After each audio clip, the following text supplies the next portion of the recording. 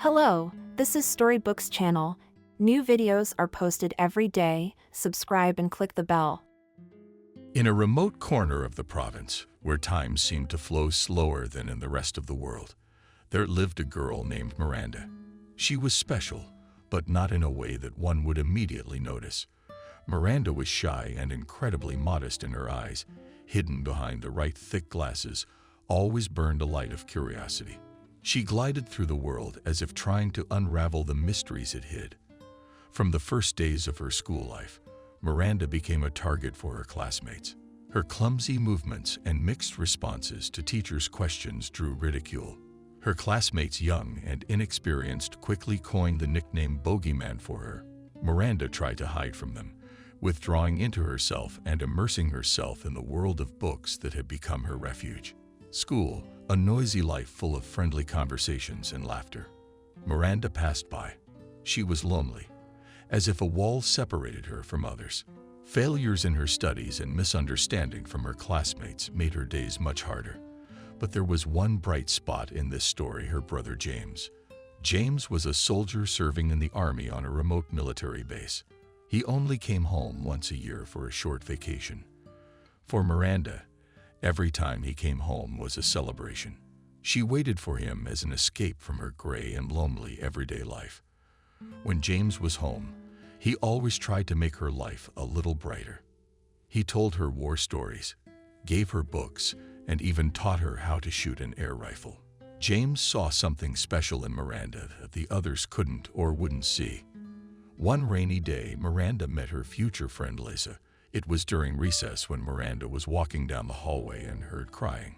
She went to the source of the sound and saw a little kitten that seemed lost and scared. Miranda did not hesitate and picked the kitten up in her arms and tried to comfort it. Suddenly, Lisa appeared from around the corner. It was Miranda's classmate, a girl with long brown hair and bright eyes. Lisa was the first beauty in the class, but she had a bad reputation because of her arrogant behavior. Lisa approached Miranda and the kitten with curiosity. But when she saw Miranda tenderly caring for the little animal, what changed in her expression? Lisa is a troublemaker, reconsidered her attitude towards her class homeland. "Did you save that kitten?" asked the girl with genuine surprise. Miranda nodded slowly, smiling. "Yes, he was lost and scared. I couldn't leave him alone." A smile slipped across Lisa's face, and she stroked the kitten's head. "He's so cute. Maybe let's find a home for him." It was the beginning of an unexpected friendship. Lisa and Miranda began to spend time together caring for the little pet, who was named Mazurchik. Lisa suddenly stopped bullying Miranda and even defended her when someone tried to play pranks on her. Together, they searched for a new home for Marshak and found it with a kind family who promised to take care of the kitten. This experience brought Lisa and Miranda even closer together. However, life at school continued to bring its challenges. One of the bullies, Mason, who had previously bullied Miranda, decided it was okay to go even further and cripple her soul. His jealousy of Miranda and Lisa's friendship led him to decide to mutilate her confidence in those around her. One rainy day, Miranda met her brother James. He was in uniform after school with red epaulets and a twinkle in his eye. Meeting him always filled Miranda with warmth and hope. She quickly told him about Mason and how he had attacked her. James expressed anger, and determination lit up in his eyes. "No one should hurt you, Miranda. I've made sure that Mason won't touch you again." Back home, James found Mason and right at school gave him one last chance. He warned him that if he touched Miranda one more time, he wouldn't get away from him alive. This episode was an important turning point in Miranda's life, and she realized that she had her brother to protect her. The summer slowly faded into the sunset, leaving behind bright memories and the hope that new opportunities lay ahead. Miranda spent this time preparing for her return to school. She carefully chose her study aids, bought new notebooks and pencils, trying to stay ahead of the curve and not fall behind. She knew there would be many challenges in the new school year, but she was ready to face them head-on.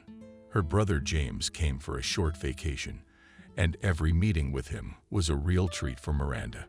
She told him about her academic success and her friendship with Lisa. James listened to her, encouraged her carefully, and was proud of his little sister. One day they were sitting in the cozy living room. A lamp was burning on the table in front of them, and snowflakes were slowly falling outside the window. James asked a question that Miranda had heard for the first time, but it became one of the key questions in her life. "Miranda, what do you want to do in the future?" he asked, looking at her with a serious expression on his face.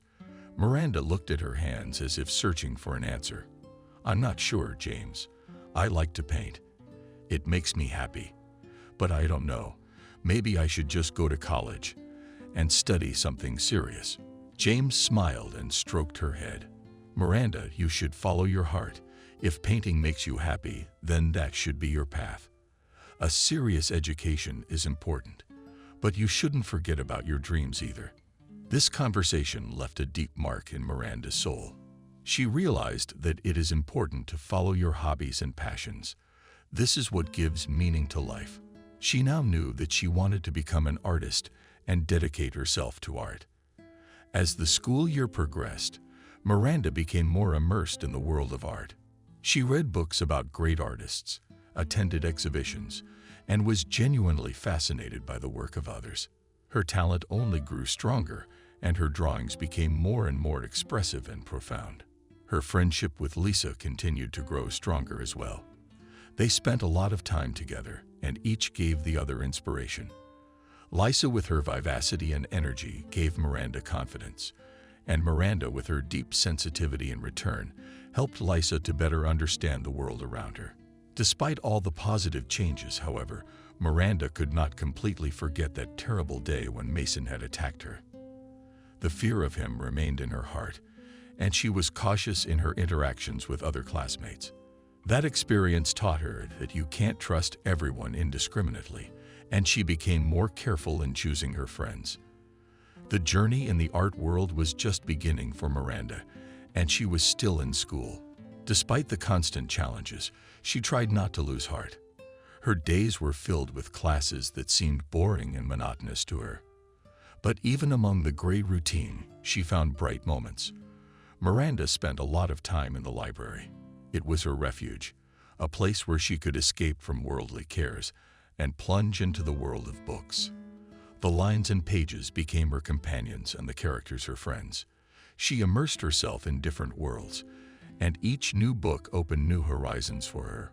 Her imagination ran wild, and she began to dream of creating her own stories and worlds.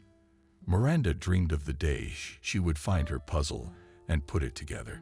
She knew that there are no rigid rules in art, and each artist finds their own way. Her brother James was the only one who always believed in her.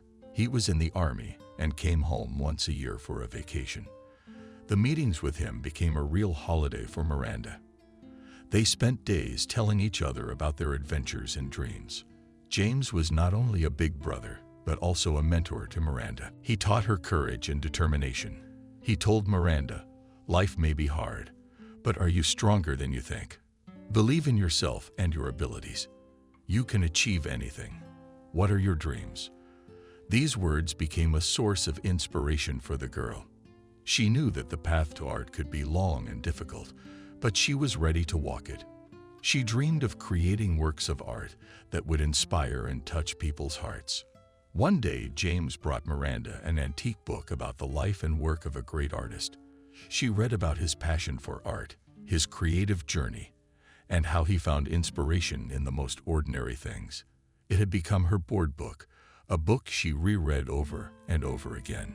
James smiled, looking at his sister, and said, "Miranda, you are as strong and talented as that artist. Don't forget that. You can overcome any difficulty if you believe in yourself and your dream." Miranda embraced this book as a symbol of her passion. She was ready for hardships because she knew their journey was just beginning.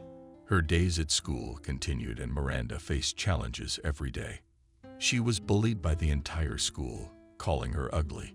These words cut the young girl's soul, but she didn't let them break her. She remembered her brother's words and believed that she had something special in her. One day, one of the bullies at school went too far. He took away her innocence and left her with a deep wound on her soul. This horrible incident only added to her misery, and she decided not to tell anyone about it. She was afraid that she would be judged and bullied again. Miranda tried to hide her pain behind a smile and a mask of joy. She didn't want to bother her brother, who was far away, knew he was worried about her, and didn't want to add to his worries. However, fate had something unexpected in store for them both. Summer had arrived and James had come home on vacation. Meeting his brother was like the best gift to Miranda. They spent days together walking around town, talking and laughing. One day when they were walking in the park, James noticed that his sister had become more reserved and closed off. He sensed that something was wrong with her and decided to ask her a question. "Miranda, is something bothering you? Can you tell me about it? I am always here to help," he said, looking at her with concern. Miranda hesitated, but then decided to share her pain and fear with her brother. She told him about what had happened at school and how it had changed her life. James was shocked and angry at those who had hurt his sister. He hugged Miranda and told her that she was not alone, that he was always there to protect her. "We will overcome together. This is Miranda. You are a strong, smart, and talented girl. Don't let this incident define your life. You have a future, and I will support you every step of the way," he said with firm confidence. Miranda felt that her brother, her support and protector, he was giving her hope and faith in herself. In that moment, she realized that she was not alone, that she had a family that would always support her in times of need. Miranda and Lisa walked through the storm, ready for the new challenges that life had in store for them. Their friendship grew stronger every day, and they supported each other in difficult moments. Lisa, a former troublemaker, reconsidered her attitude towards homeland from the classroom. They spent a lot of time together, teaching each other what they knew best. Miranda shared her knowledge of art with Lisa, and Lisa helped Miranda understand the complexities of the world, of social relationships. They became inseparable girlfriends, and their friendship was like a ray of light in a dark world. But life at school continued to present challenges. One day, when they returned from summer vacation, they learned that school had become even tougher, and some students had become more aggressive. They had to face new forms of bullying and pressure.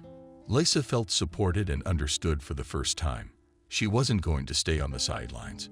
She stood up for Miranda. And now the two of them were fighting problems together. Their friendship was their shield, and they knew they could rely on each other. One day, when one of the girls in the class tried to bully Miranda, Lisa stood up to her and said, "Enough.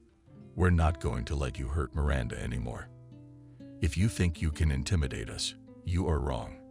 This incident was the turning point. The girl was frightened by Lisa's determination and no longer approached Miranda. It was a small victory, but they knew they still had a lot of fighting to do. Miranda and Lisa continued to grow and develop as individuals. Their lessons in art and life made them stronger. They knew the road ahead would be difficult, but they were willing to step forward no matter what. Their story continued, and they knew that better moments awaited them in the future. Their friendship was their treasure, and they were willing to protect it at all costs. Miranda and Lisa were true friends with hardship and time. Their friendship was an example of the strength in unity and how the support of loved ones can change a lifetime. With each new day, their confidence grew. They were no longer afraid of those who bullied them. They began to protect not only themselves, but also other students who were also being bullied for different reasons. Their teacher, young and inspired, saw the potential in this friendship and decided to create a project at the art school where students could express their feelings and ideas through art. This project became a refuge of sorts for Miranda and Lisa. Under the guidance of their teacher, they began working on a collective project that combined painting, music, and word art. They created pieces that reflected their own experiences and feelings. It was their way of expressing the whole gamut of emotions they were experiencing in their lives. Their project became prominent in school and even won an award at a local art competition. It was a recognition of their talent and effort. Miranda and Lisa felt that they were on the right track. They also continued to pursue art separately. Miranda developed her painting skills and created amazing paintings that were admired by all who saw them. Her work became sought after in school exhibitions, and she was even invited to exhibit her paintings in a local gallery show. Lisa, on the other hand, began to delve deeper into music. She studied guitar and piano and began writing her own songs.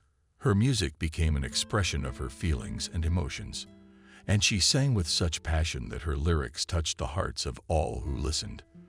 But of course, there are always obstacles on the road to success. One day, on the day of an important concert, Lisa accidentally threw her music case into the trash. When did she realize she'd lost all her songs? She almost cried. But Miranda was there to support her. Together, they dug through the trash and even got to the custodian in the school restroom to find the lost sheet music. After hours of searching, they finally found the pencil case and made it back in time for the concert. Lisa performed her songs with such sincerity that the audience was amazed.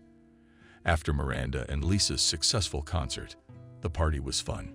Students and parents and teachers gathered to celebrate the successes of the young talents.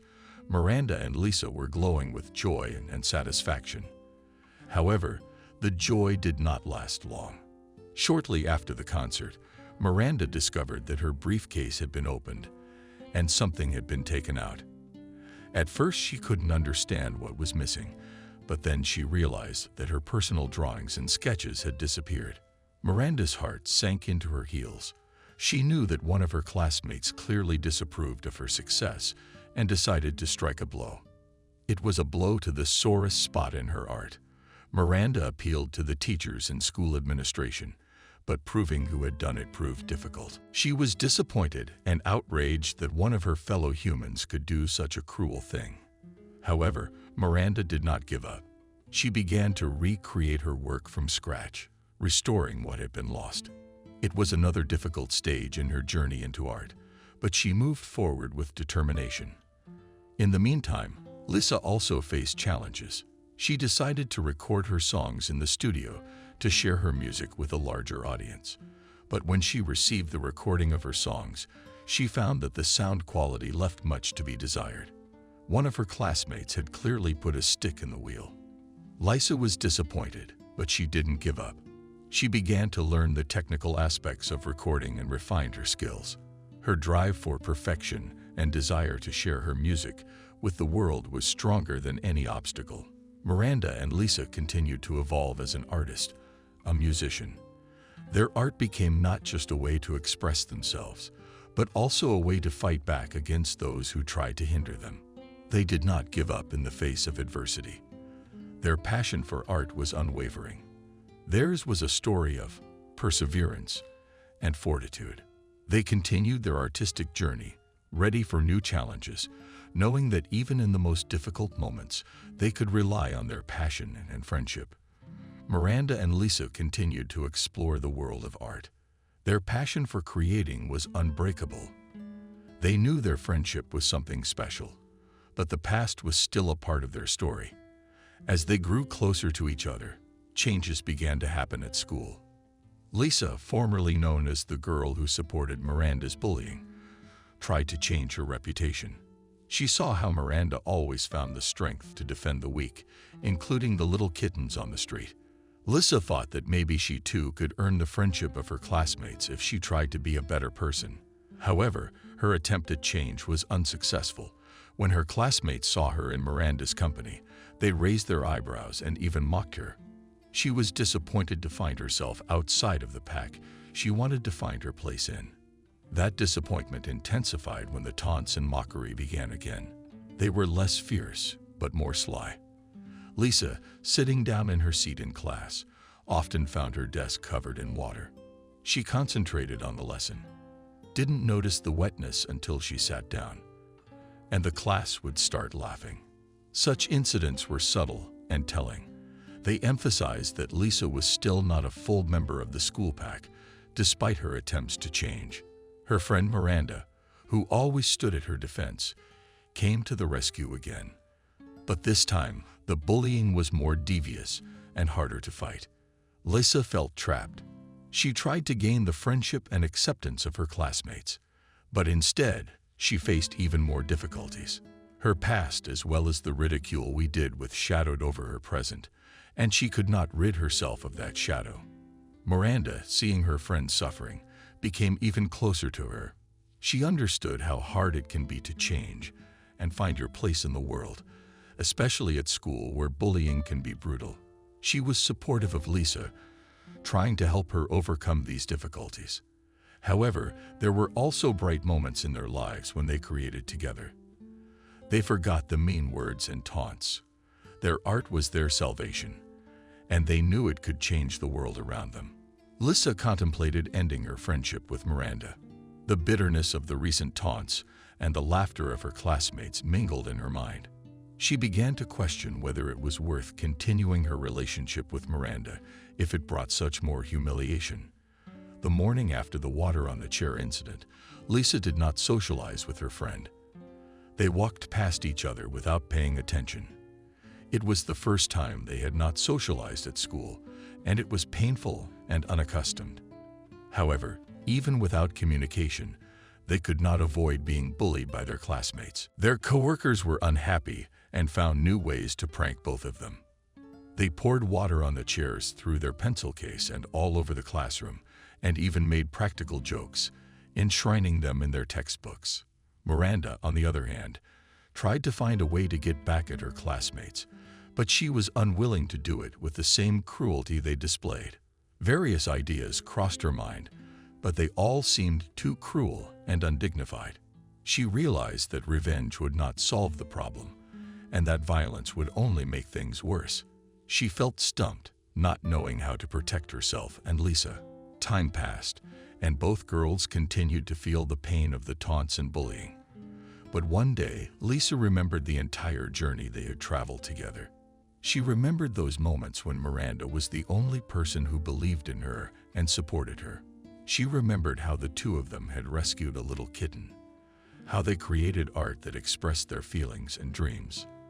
These memories filled her heart with warmth and hope. Lisa realized that her friendship with Miranda was something unique and valuable, despite all the hardships.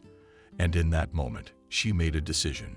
She decided that she would not abandon her friend despite the ridicule and bullying. Lisa turned back to Miranda, smiled, and said, "Let's not let them ruin our friendship. We can get through this together like we always have." Miranda smiled back and agreed. They realized that friendship is not only about laughter and joy, but also about support in difficult moments. They were willing to walk through the storm together as best friends. The next day at school, everything went quietly and unnoticed. Classmates didn't bully, not Miranda, not Lisa. That was unusual. And all because there was a school-wide inspection that day. Teachers were especially vigilant and demanding about uniform behavior and classroom order. Usually bullying happened when the teachers weren't around. On this day, they were almost always there and present. This made the atmosphere in the classroom more tense, and classmates became more cautious. They squinted at Miranda and Lisa, and if anything, they threw papers at them at most. After the school day, Miranda and Lisa decided to take a walk in the park.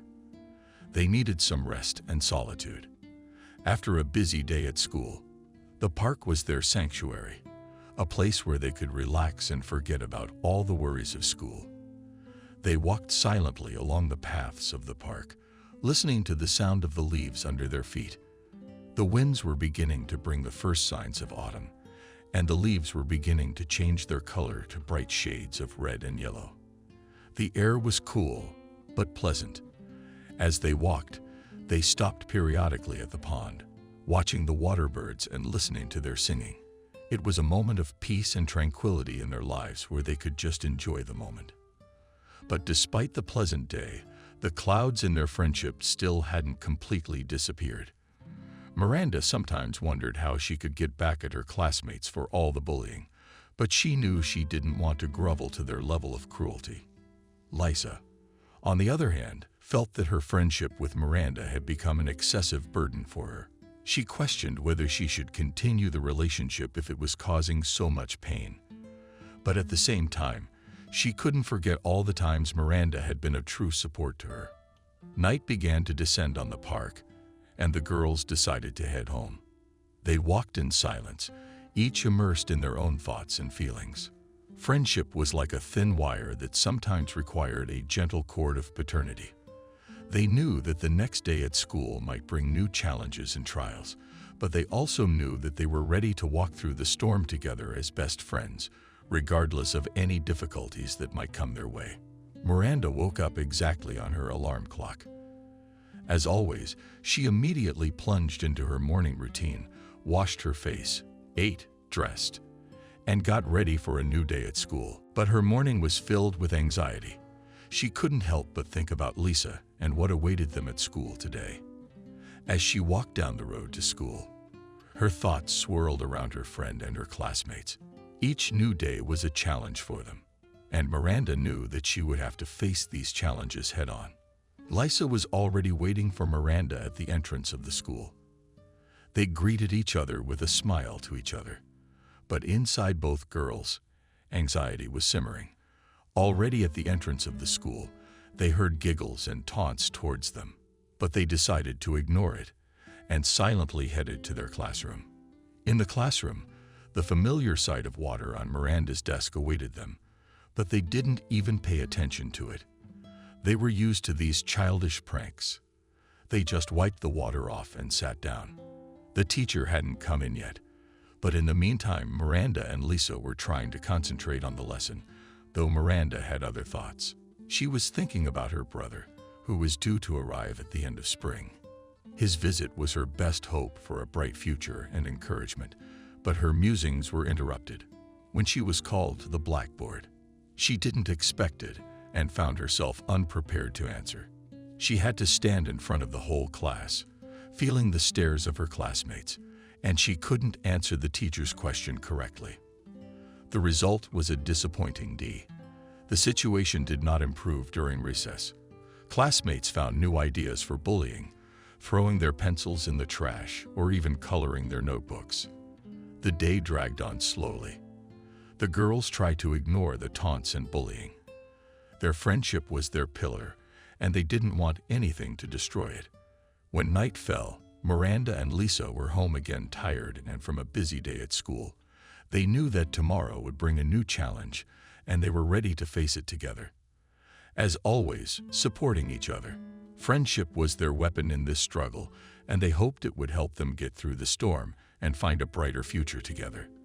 As winter approached, Miranda and Lisa were already beginning to savor the first snow and the joyous winter games. They dreamed of snowball fights, making snowmen, and winter walks. It was a time of year they adored. However, Odnoklassniki did not stop bullying the girls. Miranda began to wonder what the reason for this bullying was. She spent countless hours wondering what she was doing wrong. She could not understand why her appearance was the cause of ridicule and violence from her peers. These reflections were painful for her. Lisa, on the other hand, knew that the bullying stemmed from their friendship. She was ugly and classy. Her friendship with Miranda drew the attention of her classmates to her. Lisa saw them making fun of Miranda, and it hurt her to see her friend being bullied. But she also realized that her friendship with Miranda was the most precious thing to her, and she was not going to change her principles because of the ridicule. One thing led to another. Winter was coming closer and closer. The girls dreamed of the first snow and the joyful moments it would bring. They planned games of snowballs, making snowmen, and even skiing trips. Miranda was able to keep in touch with her brother James through mail and sometimes the phone. They wrote letters to each other, and Miranda was always happy when another letter from him arrived. In these letters, they shared their thoughts, impressions, and news from their lives. However, when James asked her how Miranda was doing, she often answered normally. Not wanting to tell them the truth about what was going on at her school, it hurt her to think that her brother might be worried and anxious about her, about the bullying and ridicule she was experiencing. She wanted to keep the appearance of a strong and independent girl in front of her brother so she wouldn't bother him. James, for his part, also tried not to burden his sister with his worries. He was away from home, serving in the army, and he wanted Miranda to feel good and safe. He was the one who always believed in her and supported her. His letters were true celebrations for Miranda, moments of bright hope in her hard daily life.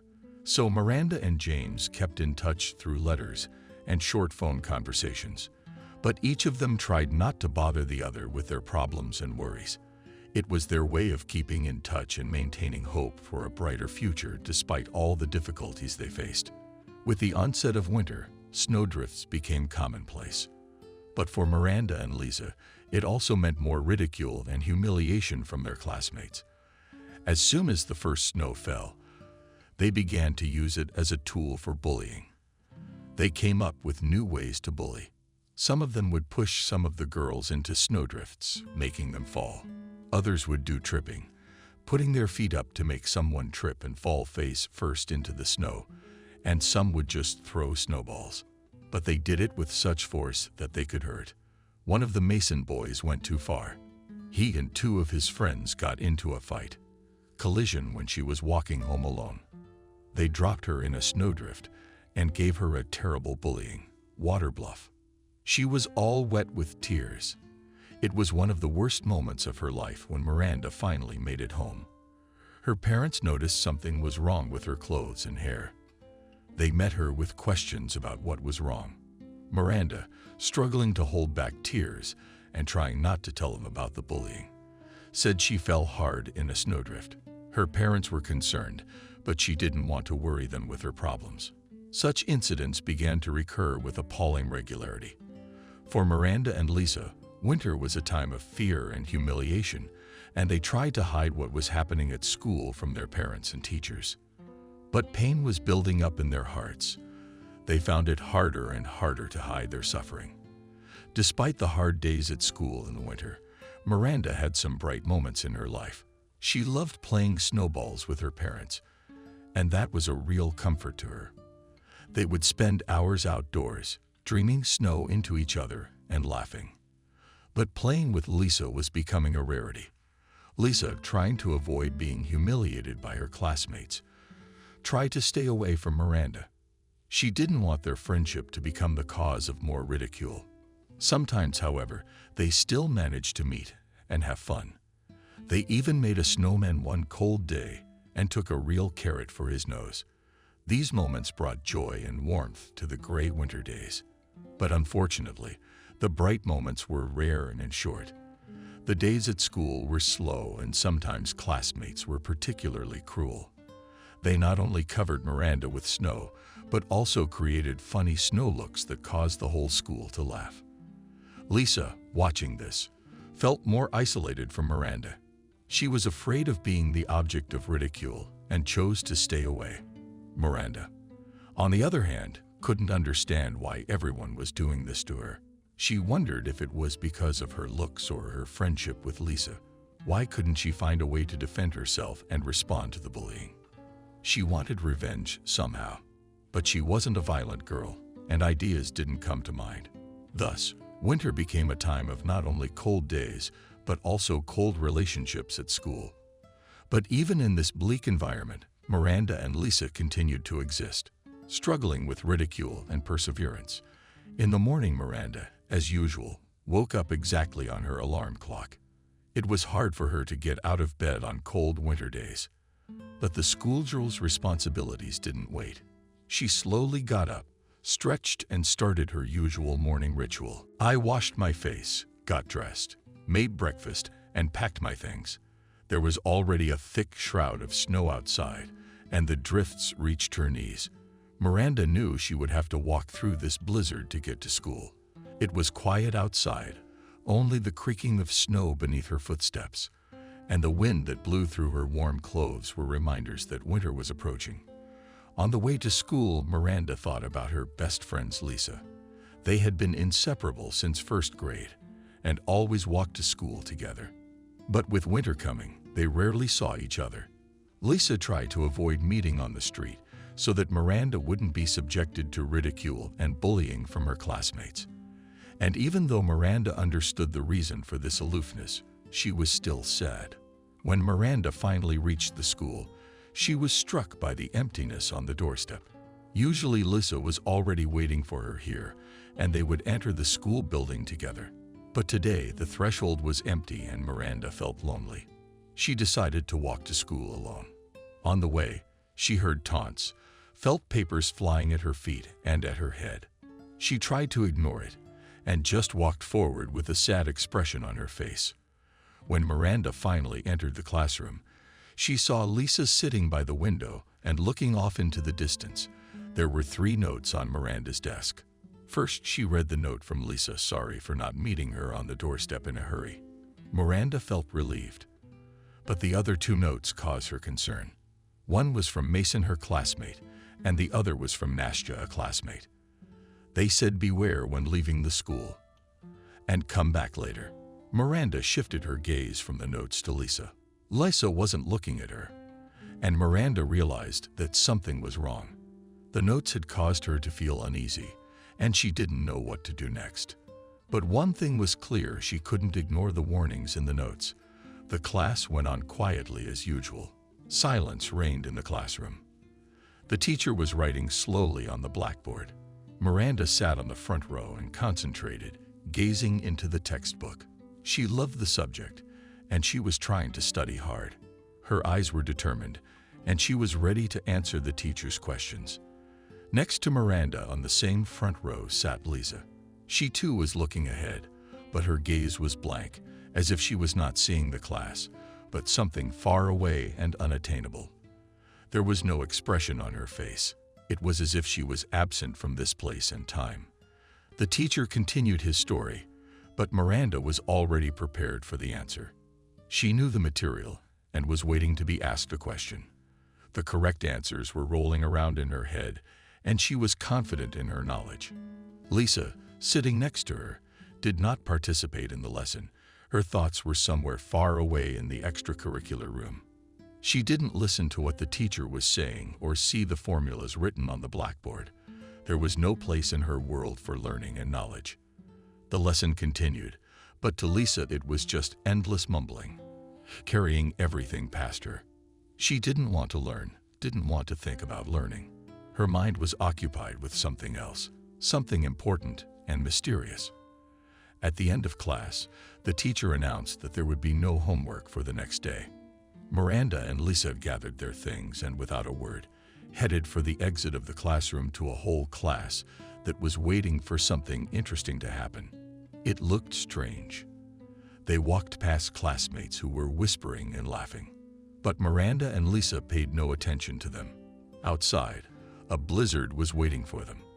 The snow fell softly and covered the ground with a white and fluffy layer. The air was cool, fresh. Snowflakes flew in their faces, and Miranda and Lisa felt them melting on their skin. The snowstorm gave the street a special atmosphere. It was as if magic was happening right now. Lisa and Miranda walked slowly through the snowdrifts without hurrying, looking at every snowflake flying in their direction. They walked side by side, but each was deep in thought. Miranda thought about her family and her brother James. He was far away. He was in the army, and she hadn't seen him in years, but they kept in touch through letters and phone conversations. James had always been a great friend and mentor to her. He helped her with her studies and advice, and Miranda missed him very much. Lisa, looking ahead through the blizzard, pondered why she felt so alienated from the others. She didn't want to be part of this world where ridicule and bullying ruled. She longed for something more, something that was real and genuine. Miranda returned home after another hard day at school. She crossed the threshold of her house, feeling lethargic and tired in every movement. It was already starting to get dark outside, and her parents' house looked cozy and warm on this winter evening. After Miranda took off her school uniform and changed into comfortable home clothes, she didn't go straight to her homework as she usually did. Instead, she headed into the living room and sat in a cozy chair by the large window that overlooked the street. Outside the window was a winter fairy tale. Snow was slowly and quietly falling to the ground, forming fluffy drifts. Everything around was covered in a blanket of white, and the world seemed incredibly pure and unvirtuous. Miranda looked at this winter magic and felt the tension leave her body. The snowflakes continued to dance in the air like little angels bringing goodness and tranquility to the world. Winter was creating its magic, and Miranda was completely immersed in the moment. She closed her eyes to sink even deeper into this atmosphere. She wanted to feel a part of this natural beauty, to forget all her problems and worries. The snow was gently touching her face, and she felt it chilly, but it was a pleasant sensation. Suddenly, memories from her childhood surfaced in her mind. Back then, she often played outside with her parents. They would build snowmen and have real snowball fights. She was a happy girl then, and snow was her faithful companion. With each passing minute, Miranda was sinking deeper into her memories. She reflected on the days when her friendship with Lisa was real and unwavering. In her soul was born the hope of change, that they could regain what they had before. Winter, that mysterious season, seemed to promise that miracles could happen. Miranda sat silently by the window and thought about how to change her life, how to regain her friendship with Lisa. She felt that this snowy world gave her hope and strength for change. So she sat by the window, immersed in her thoughts, listening to the whispering snow and dreaming of what the coming of spring might bring. Gradually the night and the snow came early, sparkling, and the heat began to take on the mysterious hues of twilight. The shadows on the drifts grew longer, and the whole world seemed shrouded in an invisible veil of mystery. Miranda continued to sit at the window, looking out at this shimmering songs. Dusk in the distance heard the wind, rustling the branches of the trees, as if inviting a glimpse into the vast world of winter. Evening stars slowly appeared on the celestial sphere, adding extra mystery to this moment. On the street, the windows were already decorated with bright garlands, creating the atmosphere of the upcoming holidays. The light from the street lamps reflected off the snow, creating a shimmering glow. And Miranda felt like she was in a fairy tale. She was alone with this incredible beauty of the winter night, and it brought her peace. Below her windows, she could hear the distant sound of cars getting lost in the blizzard and a chorus of melodious voices singing Christmas songs. As the night grew darker, Miranda began to slowly make her way through her thoughts. She was reminded of the lessons she had repeatedly put aside, giving herself some time to think and relax. But now that the world outside had fallen into dusk, she knew it was time to return to her duties. The words of her parents, who always emphasized the importance of education and knowledge, echoed in her mind. She didn't want to disappoint them. And besides, learning was one way to get away from problems and unpleasant memories. Miranda got up from her chair and headed to her desk where her textbooks and notebooks were waiting. But even as she sat down to study, her thoughts still hovered somewhere in that winter night where snow and stars created magic. Finishing her lessons, Miranda settled into her bed. The wind was still blustering outside, and the snow continued to fall, covering the world with its soft blanket. To the sound of the wind and the blizzard, Miranda fell asleep, carrying with her the promise of a new day and the hope that things would soon change. The new year was slowly but surely approaching the small town where Miranda lived. On this day, the small town was transformed into a fairy tale place, decorated with lights and garland dresses. In the morning, Miranda awoke to the lights streaming through the curtains into her room. Lazily pulled, she stared with a smile at the steely snow outside her window. The snowfall had passed during the night, and now blankets of snow were rolling all over nature. Miranda had always loved snow, and this first snow of the year made her mood even more festive. As she got out of bed, she felt the pleasant warmth of home. Her parents were already in the kitchen preparing breakfast, and the aroma of fresh pancakes filled the entire house. Miranda joined the family table and treated them to pancakes with jam. The parents smiled and exchanged plans for the day. Today was their day off, and the family was going to go to the holiday bazaar downtown to pick out gifts and enjoy the holiday atmosphere. After breakfast, Miranda went to her room and started choosing an outfit for the New Year's bazaar. She wanted to look especially bright and beautiful on this day. There were many options in her closet, but she decided to opt for the beautiful dress her grandmother had given her when she returned to the living room. Her parents cheered her approvingly, and they headed downtown with smiles. The streets were festooned with garlands, and the storefronts sparkled under the mixed decorations.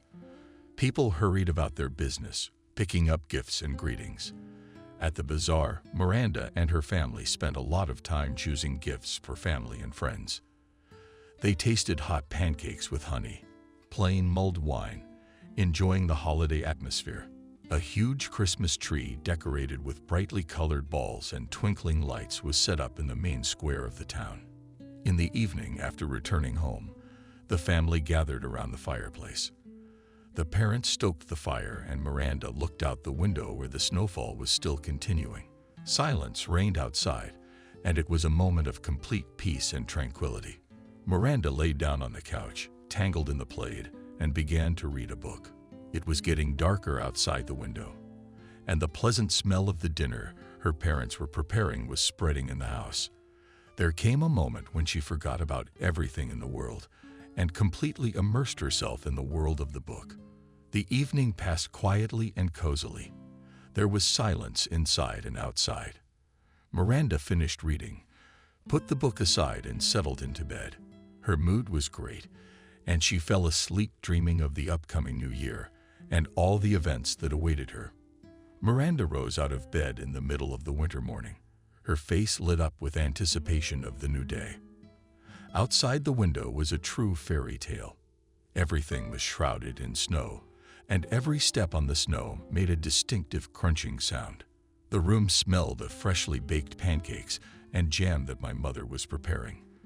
Breakfast was a real feast, pancakes and hot tea. Merry stories of my parents about how they used to spend winter vacations in their youth. The day after tomorrow, and Miranda, as always, started to get ready for school. She chose a beautiful school uniform that gave her confidence and carefully calculated her hair. All her textbooks, notebooks were neatly stacked in her backpack, and she was ready to start the day. Her mom handed her a thermos of hot cocoa for recess, and Miranda smiled gratefully. She walked out of the house and headed toward school, savoring the moment. The streets were covered in white snow, and the sun made it glisten, and despite the cold, the air was clean and illuminating. Miranda listened to her footsteps crunching through the snow and looked at the houses decorated with lights and garlands. When she arrived at school, she was greeted by her friend Lisa, who was also in a good mood. They discussed plans for the day and exchanged news. Her friend had a note suggesting that they meet up after school. This added a note of mystery to the day, and Miranda looked forward to the end of the school day to see what Lisa wanted to talk about. Miranda stood on the doorstep of the school, waiting for her friend Lisa. The winter day was quiet and cold, and every breath filled with a slight chill in the air. The snow fell slowly, like little crystal shimmers, and made a white blanket across the ground. Lisa, in her red wool hat and warm down jacket, she approached Miranda with a smile. Her eyes sparkled when she saw her friend. "Hi, Miranda," said Lisa, ready for a new adventure. Miranda answered her with a smile. She always enjoyed spending time with Lisa. Together, they experienced so many interesting moments. "Of course," Lisa replied Miranda, "the snow is so magical. Today maybe we'll sculpt a snowman." "That sounds great," agreed Lisa. So the two friends started their day enjoying the winter beauty. They took a walk through the park, leaving their footprints in the snow. In the distance, they noticed children playing snowballs, and with a smile, they decided to join in.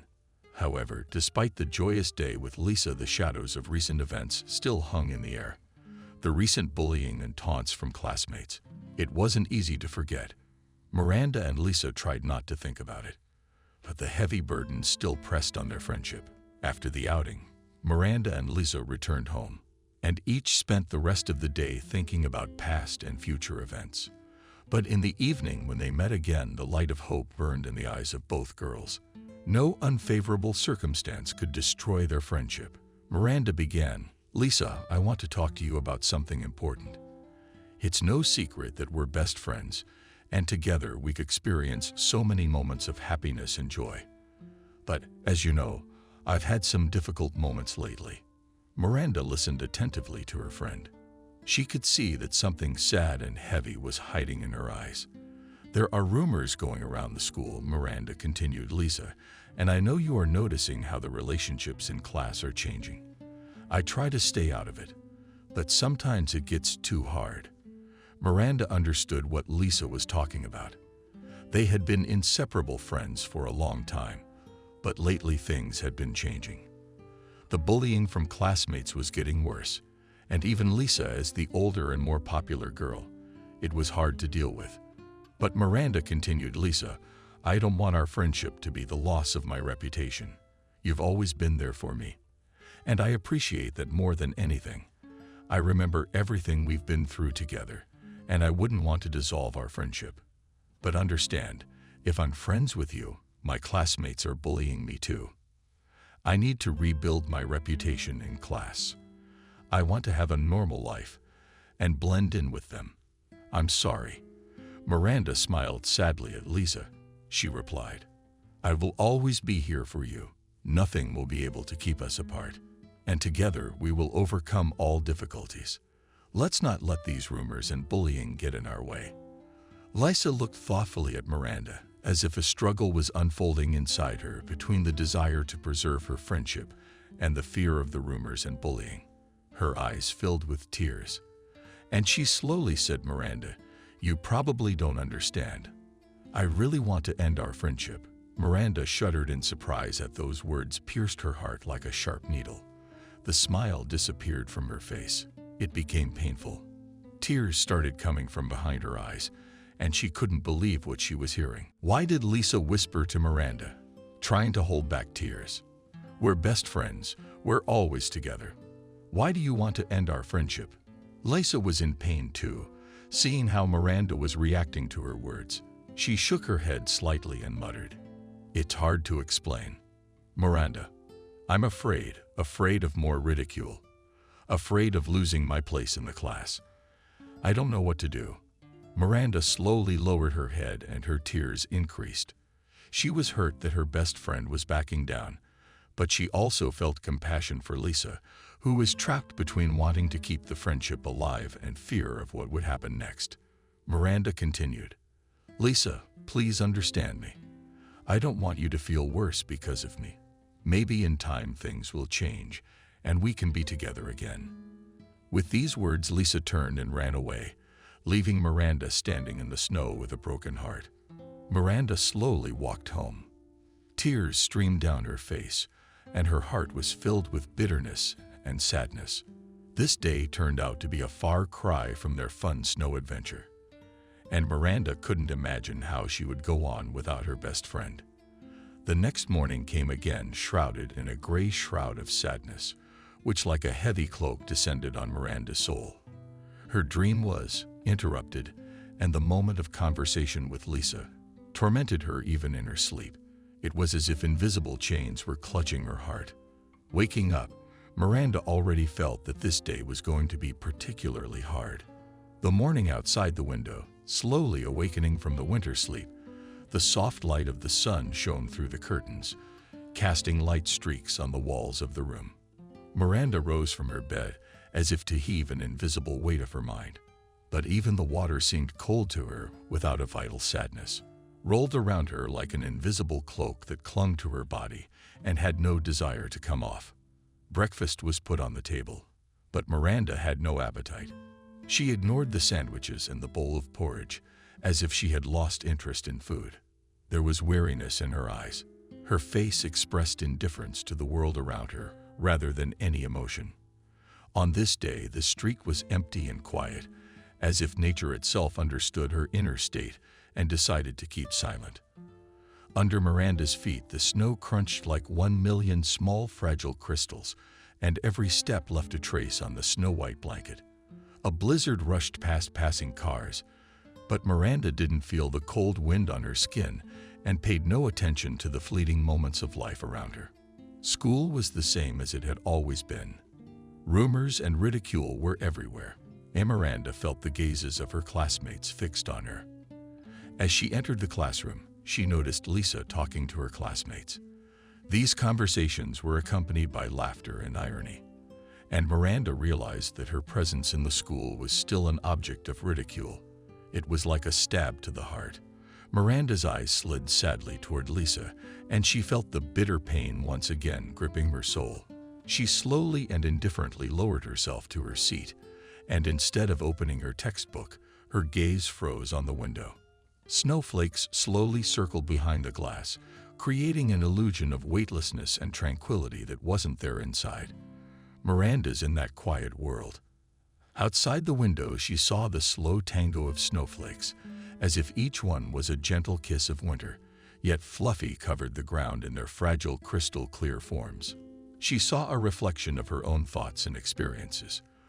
The light blue light of the snowy day filtered into the classroom through the window, and the sun's rays seemed to stroke the surface of the lens table, leaving a warm trail.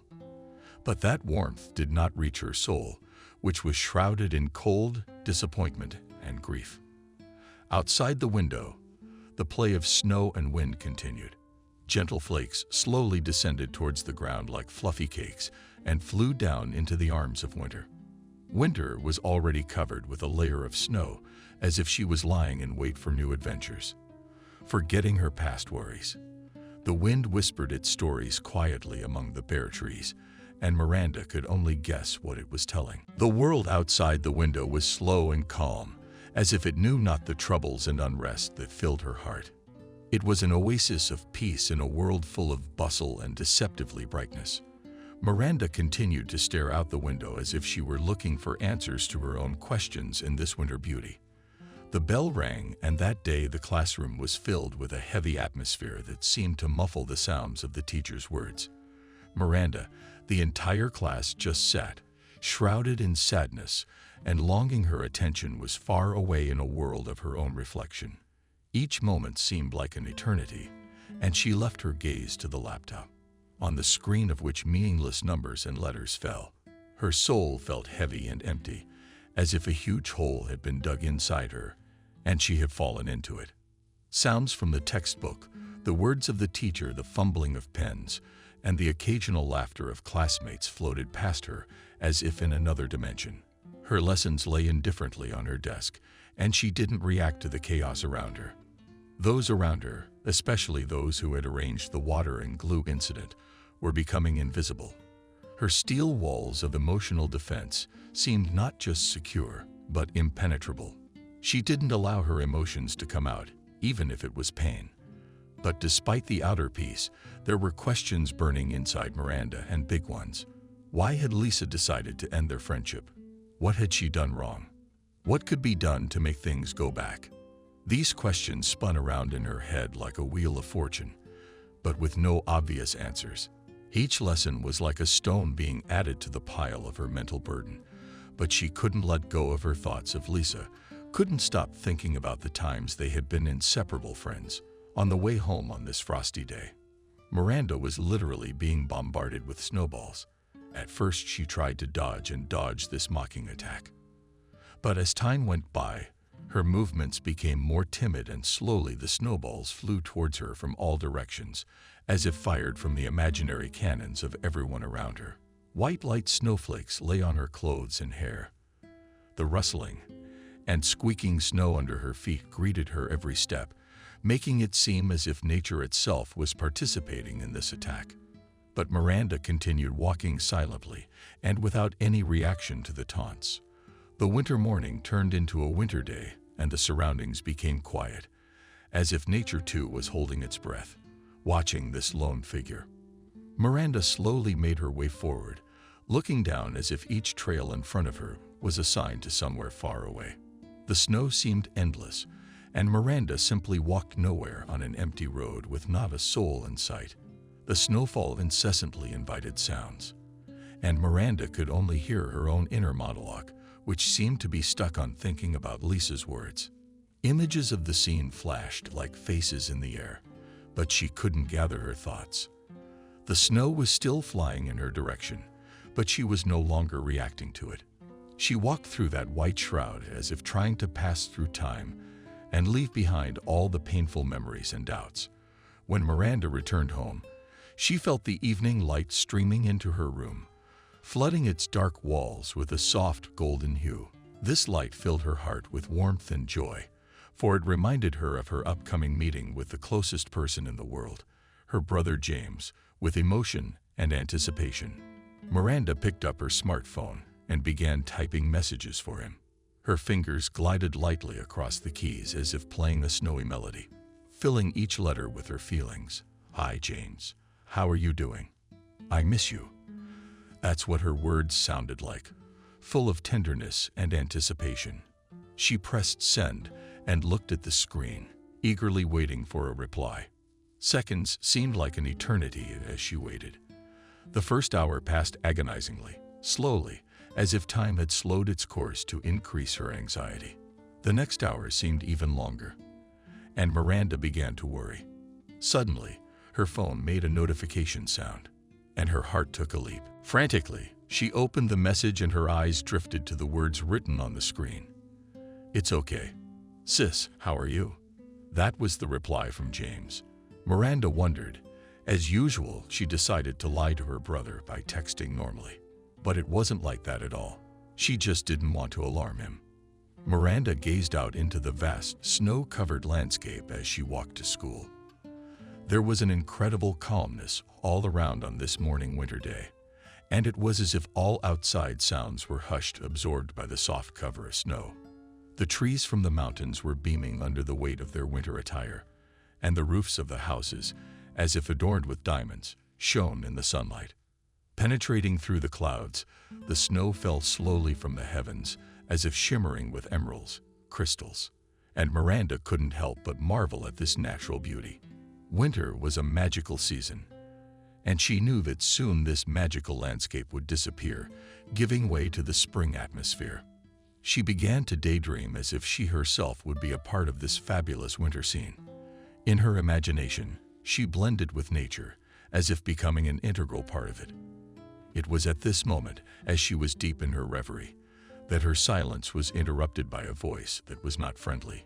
It came back, and her heart was behind her again. Standing there was Mason, the main bully of the school, the person who hurt Miranda the most. He chuckled seeing her looking dreamily at the winter nature, and suddenly, like a lightning strike, Mason pushed her forcefully. Miranda lost her balance and fell to the snow. She felt the cold and wet through her thin layer of clothing, but her pain wasn't just physical. Much more, her heart was torn by the injustice and cruelty of this attack. With difficulty rising to her feet, Miranda tried to object, but her words were interrupted by the laughter of Mason and his friends. They took her backpack from her and, laughing, picked her up by her arms and legs. Miranda looked at them helplessly. Her heart pounded harder with fear. Suddenly, she was in the air and slowly realized that she was being thrown into a drift left by the snow after another snowstorm. The fall wasn't so hard. Miranda landed softly. But at that moment, as she lay in the snowdrift, there was no way she could have realized what was happening. Mason and his friends opened her briefcase and dumped all the contents onto the cold, snow-covered ground. Textbooks, pencils, and notebooks scattered all over the playground, like stars in the sky. Miranda looked at this chaos and powerlessly covered her face with her hands. Her soul was torn into many tiny fragments. Her dreams and hopes seemed to be blown away by the wind. At this moment, she did not care about the beauty of winter and fairy tales. She felt only the bitterness of betrayal and cruelty. Miranda remained sitting in the snowdrift, immersed in her own thoughts and emotions, as if in some gloomy void. The snow continued to fall in slow swirls, enveloping her world, its cold tenderness lifting a heavy sigh from her chest. But like frost, it froze in the air. A storm of varied feelings raged inside Miranda. She felt humiliation at what had happened, helplessness in front of those who had chosen to rain down their anger on her again and again. Her large hands, frozen from the snow, reminded her of the reality of what was happening. But the most important thing she felt, it was loneliness. Miranda, overcoming the heaviness within herself, gathered up the notebooks and textbooks of the snow-covered ground. Her fingers were wet with the risky cold, but she felt no discomfort. She was used to the cold by now, as well as the bitter taunts of her classmates. As she got up and headed towards the school, Miranda couldn't help but notice how the snowmen she had seen yesterday were now beginning to be covered in a layer of fresh snow. It was like a symbol of new beginnings, an opportunity to fix what had gone wrong. She paid no attention to the snow spears that periodically flew at her from her classmates. Those jokes and taunts had long since stopped hurting her. Miranda was stronger than her abusers could have imagined. As she approached the school, she was confronted by the surprised looks of her classmates, who apparently didn't expect her to return after what had happened. One of them joked that she wouldn't make it home. However, Miranda didn't pay any attention to them. She simply smiled and went on her way. She was determined to prove that despite all the difficulties, she would not give up. A familiar scene greeted her in class. Lisa was standing among her classmates and laughing as well. This time, Miranda didn't bother to weigh her words. Her friends didn't try to talk to her or change anything. She just sat down in her seat and tiredly began to do her homework, as if she had fallen into the calm sea of classes. She tried to escape into the world of knowledge and temporarily forget about outside gatherings. As the lessons progressed, Miranda felt the fatigue come over her.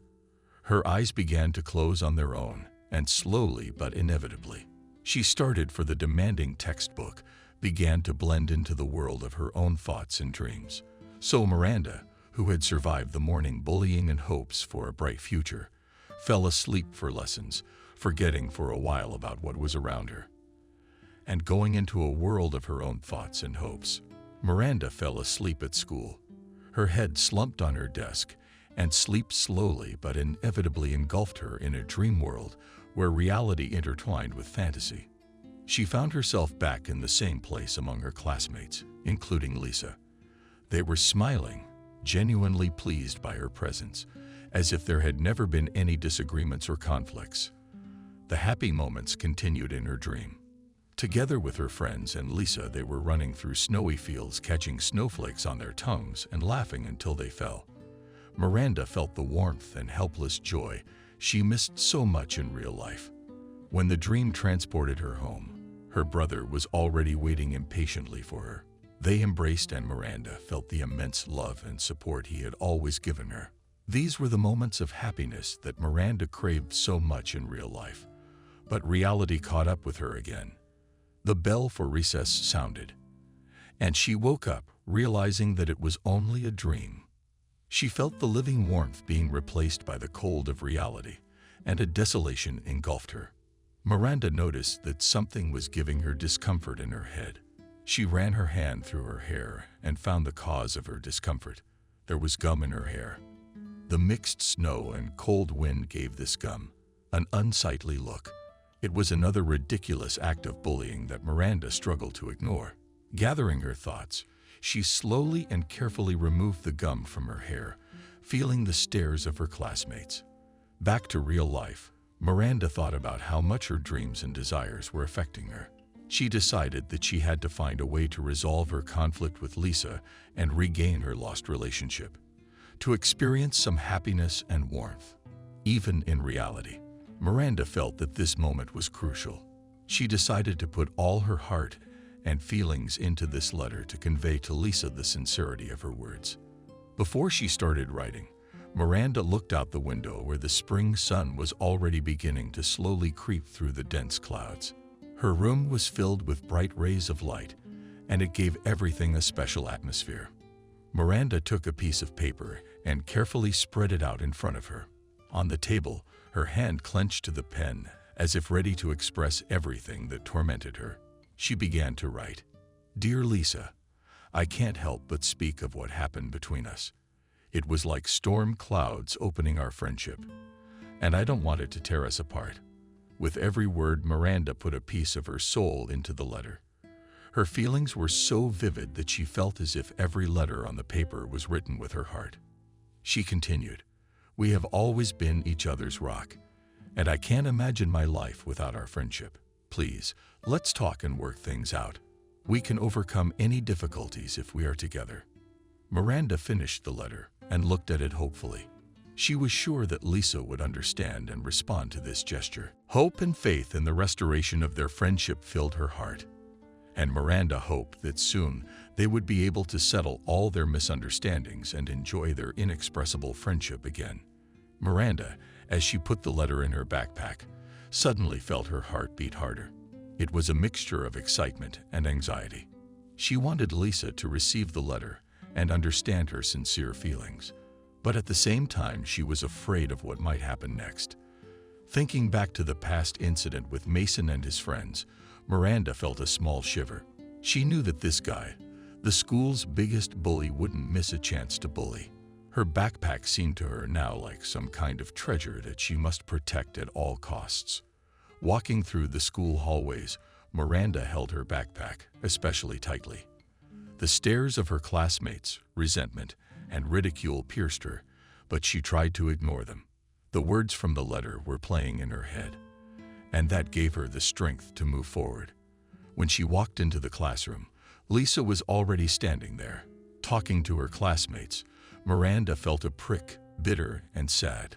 They were inseparable friends, and now seeing Lisa socializing with those who bullied Miranda was like a stab in the heart. Miranda sat silently in her seat and lowered her eyes. Her thoughts were centered on the letter and on the hope that she could turn things around. At that moment, she felt someone throwing a paper ball at her. She looked up and saw Mason and his friends giggling, pointing at her. She didn't respond, was too consumed with her thoughts and her desire to regain her friendship with Lisa. Miranda carefully placed the note in Lisa's briefcase, careful not to let anyone notice her actions. She was careful not to give anything away so that no one would guess her intentions. It was like an operation to save their friendship, or she knew she had to proceed with caution. Then the next class started, and Miranda listened attentively to the teacher, trying to suppress her anxiety and impatience. Time stretched slowly, as if studying had become something unimportant to her, because all her attention was focused on the note in Lisa's briefcase. When finally the bell for recess rang, Miranda almost rushed to the briefcase to see if the note was still there. Seeing that Lisa's briefcase was not open, she breathed a sigh of relief. All that was left was to wait until Lisa got home and discovered the note. There was a mixture of hope and anxiety on Miranda's mind. Fighting for supremacy. She hoped that Lisa would read the note and that it would help them regain their old friendship. At the same time, she was worried about her friend's possible reactions. What if Lisa rejected the peace offering? Miranda knew that the only thing left to do was wait. There were more classes ahead, and the day promised to be long. But she was willing to wait out any hardship if it would help them regain their friendship. The note was like a beacon in a dark ocean of uncertainty, and she trusted that it would work and bring them to the shore of peaceful harmony. Miranda walked home. Every step was filled with anticipation and impatience. It was as if time was too short to wait for Lisa's answer. The snow beneath her feet crunched, and a chill permeated the air. But Miranda wasn't even aware of her surroundings. Her mind was filled with only one thought, a response to the note she had just handed to her friend. The note was neatly folded inside the envelope, and on it Miranda drew a sun as a symbol of hope.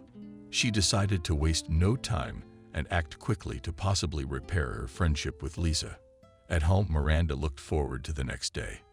It seemed that every minute stretched like an hour and every hour like a day.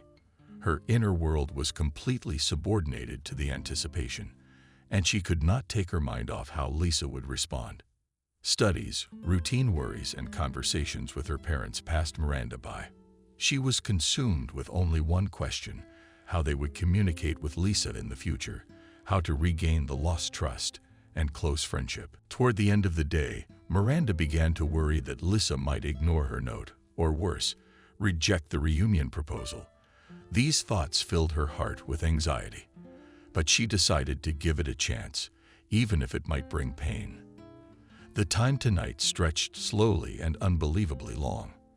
Miranda went to bed with the hope of a bright tomorrow morning, the hope that Lisa's answer would bring them both joy and restore their connection.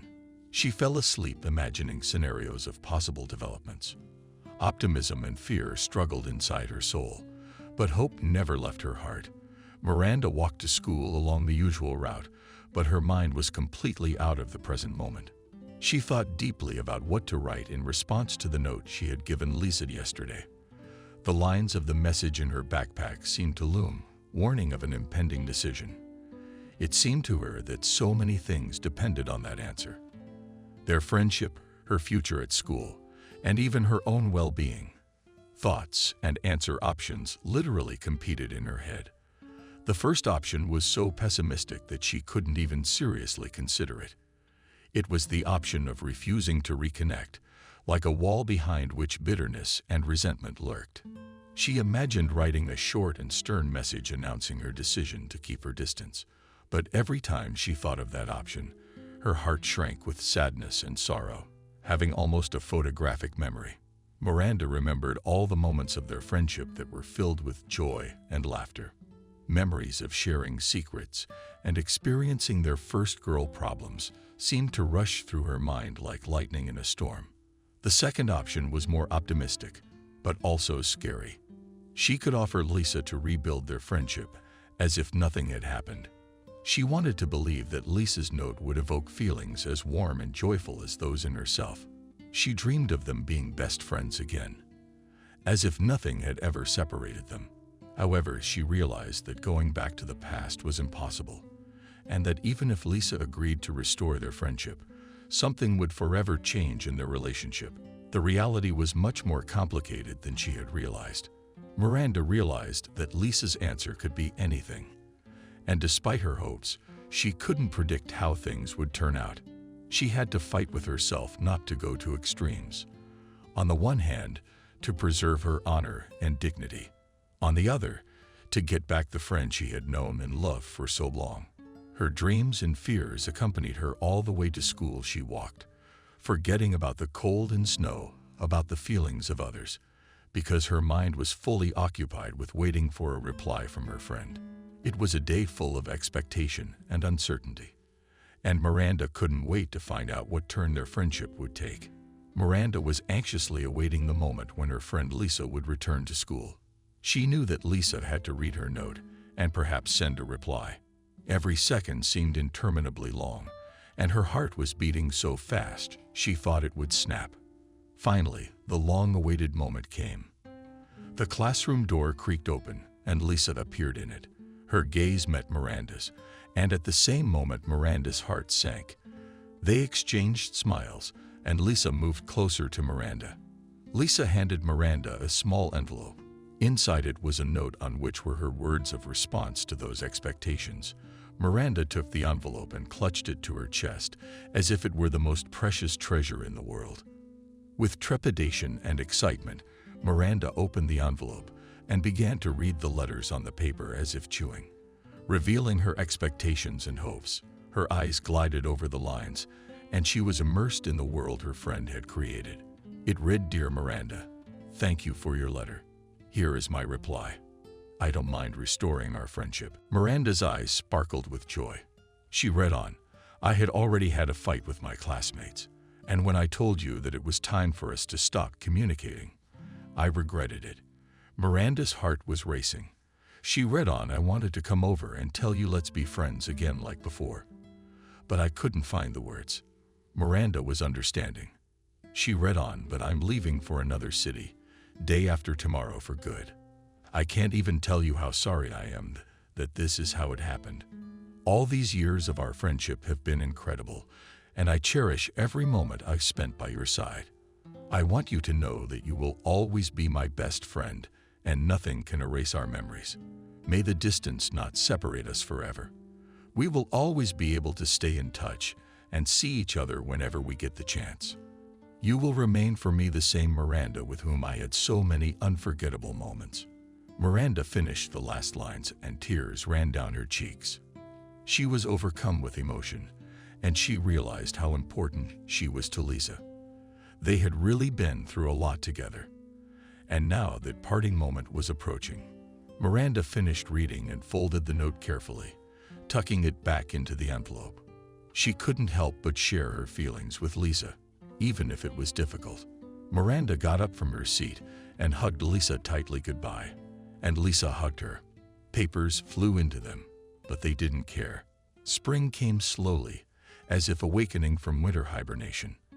At the beginning of this magical period, nature was still hiding its treasures under a layer of snow and ice, but day by day the sun grew brighter, and its warm rays began to dissolve the shackles and the icy rain too.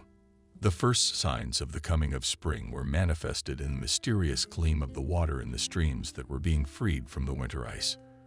The quiet sound of the flowing water filled the air with freshness and the promise of new life. Only small patches of snow cover remained on the clear slopes, like islands in a sea of spring drops. As soon as the first snowflakes melted, the ground beneath them began to blossom, the first sprouts of spring flowers. The true messengers of warmth broke through. Crocus and tulips and daffodils came out into the light and created bright colors against the still gray nature. It was like a small miracle that reminded that life was returning after a long winter. With the coming of spring, animal life was also deciding. Birds were returning from the south, humming their songs as a sign of welcome. Their voices filled the air with joy and were like personal invitations to the spring ball of nature. One could hear the flitting of sparrows and starlings and the melodious songs of thrushes. Miranda was eagerly awaiting the arrival of her brother. He was very close to her, and she happily recalled their childhood spent together. She dreamed of how they would spend their time when he finally arrived. Together, they could go to the park, walk around the city, make picnics in the open air. And those were the best moments of her life.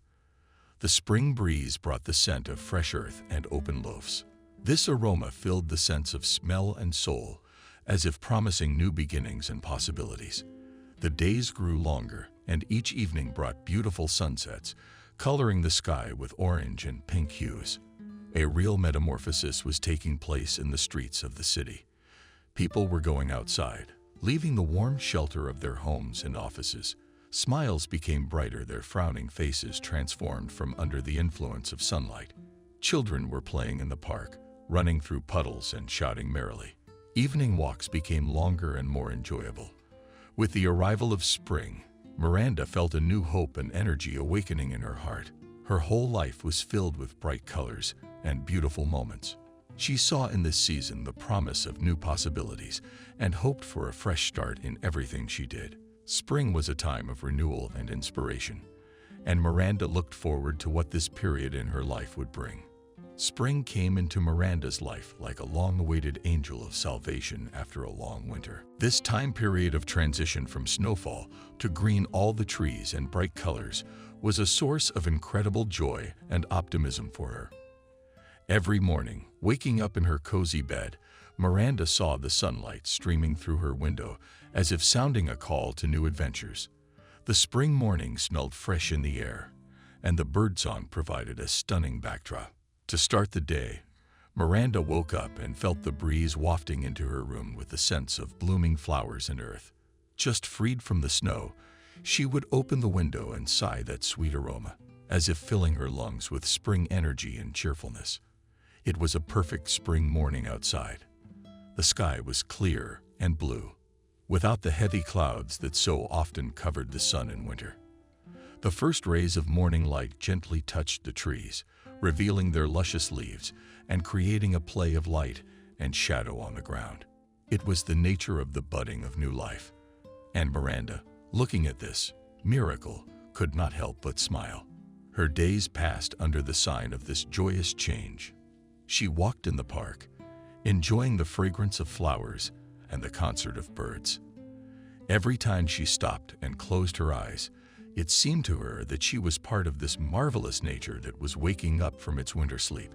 However, this idyllic scenery was disturbed by her encounters with Mason the school bully, who constantly spoiled Miranda's mood instead of the joy and inspiration that spring brought. He brought with him destruction and bitterness. Every meeting they had became a test for Miranda, and she had to find the strength to stand up to this sailor. So one evening, as the day was coming to an end, Mason and his friends decided to attack Miranda again. It was away from her house, where no one could see what was going on. They stole behind her like dark ghosts and suddenly attacked her like crows attacking their prey. Mason stood out among his friends, ferocity and cold-bloodedness. Abruptly, he pushed Miranda into a muddy earthen puddle. Her body, suddenly devoid of support, fell into the cold water and splashing mud of Abdallah. Her bitter smile played on his face as if he had achieved some kind of victory. Miranda lay in the puddle, feeling the mud penetrating her clothes, leaving marks of shame on them. There were tears in her eyes, not from physical pain, but from humiliation and powerlessness. Mason and his friends seemed intent on extinguishing the bright spring joy in her heart. But Miranda was not about to let this darkness crush her. For spring, all its mighty beauty was with her like a protector. A time of improvement and rebirth, overcoming even the darkest moments. Miranda walked slowly down the road home, permeated with fatigue and frustration. The dirt on her clothes and shoes did nothing to improve her mood. Her hair was ear-swept and messy, and her face expressed mixed emotions from hurt and anger to bitterness and determination. Approaching the house, Miranda breathed a sigh of relief, knowing that she could now take refuge in her room and stay safe from Mason and his gang. But at the same time, she realized that this incident would not go unnoticed, and she would have to tell their parents something. The door to the house slowly creaked open as Miranda stepped inside. Her mother, a young woman with kind eyes, stood at the stove preparing dinner. The smell of fresh vegetables and meat filled the entire kitchen. At that moment, the kitchen was filled with warmth and cozy. But Miranda could not enjoy this atmosphere. Miranda's father, a slim and gray-haired man, was sitting at the table in the living room reading a newspaper. He was focused on his thoughts and paid no attention to his daughter's return. Miranda's parents had no idea of the ordeal she had gone through on her way home today. It seemed to them that their daughter had a normal day at school, and they were waiting to hear her talk about her classes. Miranda decided not to bother them with an idiotic story about how she had gotten broody and fallen in a puddle. Instead, she quietly walked past them and headed to her room. Her parents, hearing the sound of her from the opening door, exchanged quiet glances. In her room, Miranda took off her dirty clothes and put them in the washing machine. She wanted to get rid of this humiliation that Mason and his friends had inflicted on her. She then turned on the shower and stood tweaking the water, trying to wash away not only the dirt, but also the anxiety she felt. Soon Miranda stepped out of the shower and dressed in clean clothes. Her thoughts were filled with determination. She realized that this incident was just a temporary hindrance on her path to a bright future. After graduation, she would go far away from here, from Mason and all that negative energy. Sitting by the window in her room, Miranda could feel the spring breeze caressing her face. Times of change were coming, and she was ready to meet them with open arms. Miranda was a strong girl, and nothing could take away her belief in her own path. Thankfully and successfully, the day Miranda's brother James finally arrived was a very special day for her. Ever since the morning, Miranda had been excited. She knew it would be a meeting of joy and warmth. After all, long-awaited reunions with family members always bring joy and comfort. Miranda had even prepared a few gifts for James. She chose them with great care, trying to please her brother and make this day unforgettable. There were small packages on the table, neatly decorated with brightly colored ribbon. Miranda hoped her brother would appreciate her effort and attention. When James finally arrived, he was greeted with joyful hugs and warm words. Mom and Dad, happy to have their son back, invited him into the house. James was smiling and joking. He, too, missed home and family. Saturday was special. It was the kind of day to relax and enjoy time with family. Miranda invited her brother to come into her room. She wanted to share something very important and personal with him. In a room filled with warm sunlight, Miranda felt safe again. She sat James on the bed and started telling him stories about Mason, Lisa's school, and classmates. It took about an hour. Miranda shared all of her experiences, describing every detail of what was happening. James listened with great amazement.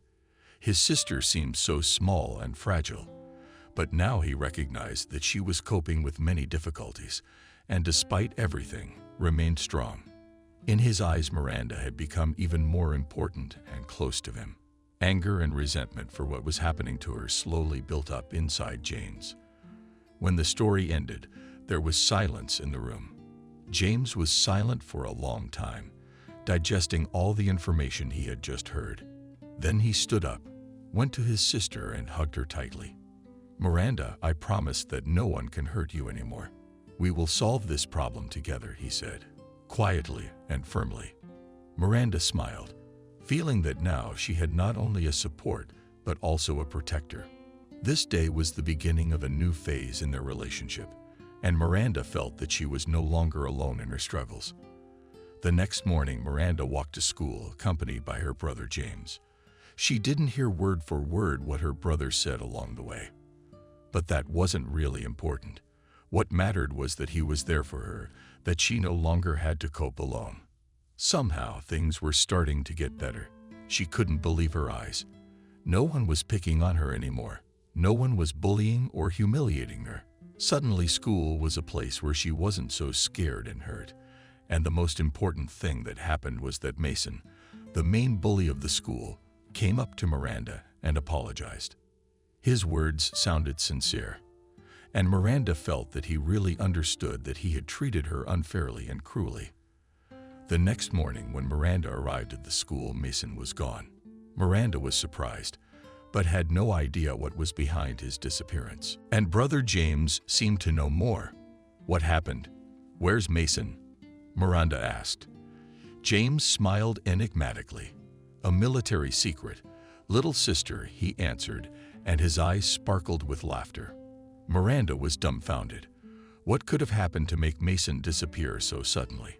She realized her brother was joking, but the mystery of this situation was quite fascinating. Anyway, Miranda felt that a big change had taken place in her life. She was no longer afraid to go to school because her brother's support was waiting for her there, and even an apology from the bully Mason. New horizons and opportunities spread out before her, and she was ready to explore them. Miranda successfully graduated from high school with honors, proving to everyone and first of all to herself that she is capable of more than just surviving in an environment of rude classmates. Growing up has transformed her, adding beauty and confidence to her face.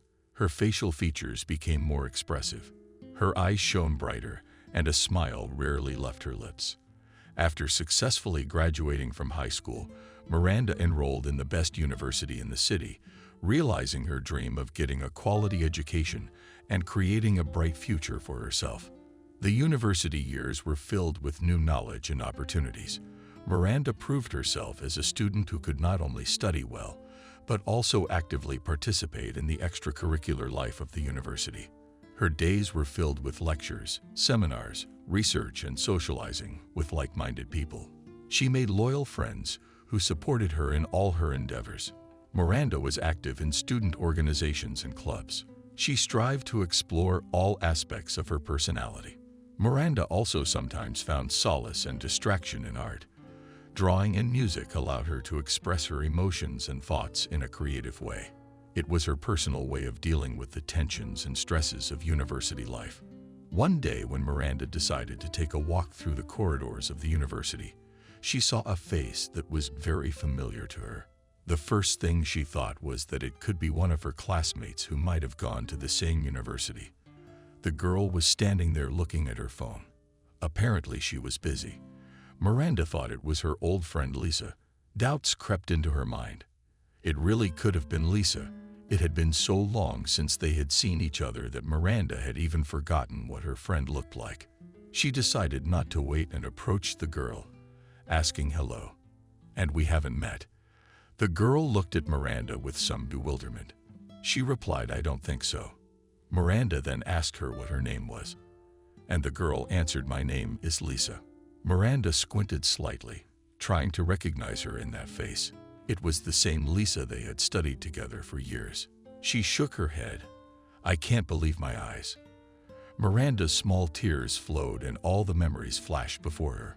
The snowman, the struggles with classmates, the notes, the journey together.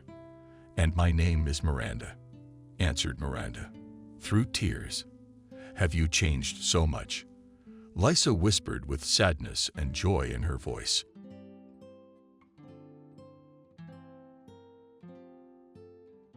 Subscribe and click the bell. It was a sunny April. Spring is always associated with the beginning of new life. All people were looking forward to it this year because March was cold and the awakening of nature was delayed. But the news of this month amazed everyone. Everywhere in the newspapers, on TV and radio, they were talking about only one thing. Everyone from old grandmothers at the doorstep to pigeons flying over Washington was talking about this news. The Capitol was stunned by this event, and everything revolved around a famous businessman who decided to get married. But it would not have struck anyone if not for one strange circumstance. He had many marriages with stars, but this time it was different. The girl was a complete stranger to no one. No one knew her name or even her appearance. All the newspapers had a question mark drawn instead of her face. The media kept him on his toes. They kept watch over him day and night in the hope that when he came out, he would at least clear the air. Martin Newman was one of the most famous businessmen in the world. His company developed games, made a sensation years ago, and was still the main one on the market. He was loved by everyone from 15-year-old teenagers to men in their 40s. Of course, there were also girls among the audience, but still the majority of the audience were men who liked to play war games at the computer. Martin was known for his personal life to almost everyone. He'd been married to 3 celebrities from abroad, but now he'd surprised everyone. To marry someone unknown to any living soul seemed strange and irrational. No one knew who this mysterious girl was, who was so zealously hidden in his mansion. But where there is intrigue and mystery, there's interest. Society needs these mysteries. That's why this wedding was eagerly awaited by everyone. One journalist managed to get as close as possible to his house, bypassing the 3 guards at the gate. The house was, of course, outside the city. The businessman tried to solve almost all cases remotely, but it was a very dodgy reporter who, unfortunately, also failed. When Martin was leaving his house to get into his car, the reporter jumped out of the bushes and ran at him with all his legs. But he was immediately stopped by the guards. One of the thugs wanted to threaten the poor guy with a gun. He started to pull it out of his pocket, but Martin stopped him. "Let him through." "I will quickly answer," in a stern tone, the businessman told his guard. He obeyed and stepped back. The journalist immediately realized what he was doing and quickly pulled out a camera and a microphone. "Can you tell me the name of your fiancé? Just the name, please." Martin hesitated for a moment, as if he wanted to understand whether to answer or not. But he decided to answer. "Her name is Agatha," he said, barely grinned enigmatically, and got into a car with tinted windows. The very next day, it was all over the news channels and newspapers. The world knew the name. And again, the discussion of the wedding, which was scheduled for May 15, began. Everyone was waiting for this event, wanted to at least somehow get information about where the wedding of a famous businessman will be held. What guests are invited? Where will they go on their honeymoon? But Martin and his agents were silent. All questions of journalists remained unanswered. Only sometimes on the face of the businessman could be seen a slight smirk when he was asked about the bride. This only fueled the interest of the public. At the presentation of the new project, Martin, unfortunately, flooded with questions not about the purpose of his activities, but about marriage. He was beginning to tire of it. In the midst of the siege, which was arranged by journalists, the businessman made a sign to everyone with his hand to wait a minute and leaned over to his manager. Quietly asked him something. How could the reporters not strain their ears? They couldn't hear anything. The question was, what if she wakes up? Martin asked the manager he trusted like his mother. "Those are strong drugs." "Nothing will happen," he replied and winked at the chief. Finally, the cherished day arrived. The wedding was decided to be held in the very center. People crowded around the fence instead, trying to get a glimpse of the bride and groom. And then, accompanied by 3 escort cars, a Maybach with tinted windows drove up to Max.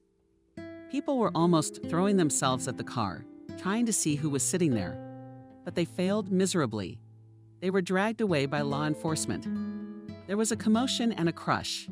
After a few minutes, a Polak Martin got out of the car. He did not even look back and immediately went to the door of the registry office.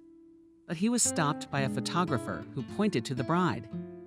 He wanted to take a picture of them at the registry office. Happy and full of hope for a bright future. "You will only take pictures of what I say," rudely replied Martin. He pushed the guy away and entered the building, and the audience watched the bride's exit. But even here, they had no luck. The driver opened the door and helped the girl in the white dress stand up. As soon as the light fell on her face, everyone screamed with delight. Immediately, the discussion began. "Oh my God, she's so young. She must be marrying him for his money." They were talking in the crowd. "It's obvious she's a kept woman." Others responded.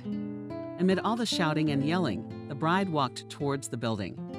She was accompanied by a guard with black glasses. She held onto his arm as if she feared she would fall. They walked very slowly. Someone in the crowd immediately said that she was handicapped, and everyone picked up on that. There were 1,000 cameras pointed at the poor girl. Everyone wanted to capture her face and her gait. The media was at the forefront of capturing every little detail to create new gossip. The public had to be fed new content, bread and spectacle. The motto of ancient Rome is always relevant, and the tabloids are doing a great job of it. Finally, the bride entered the registry office and the shouts of the crowd were left behind.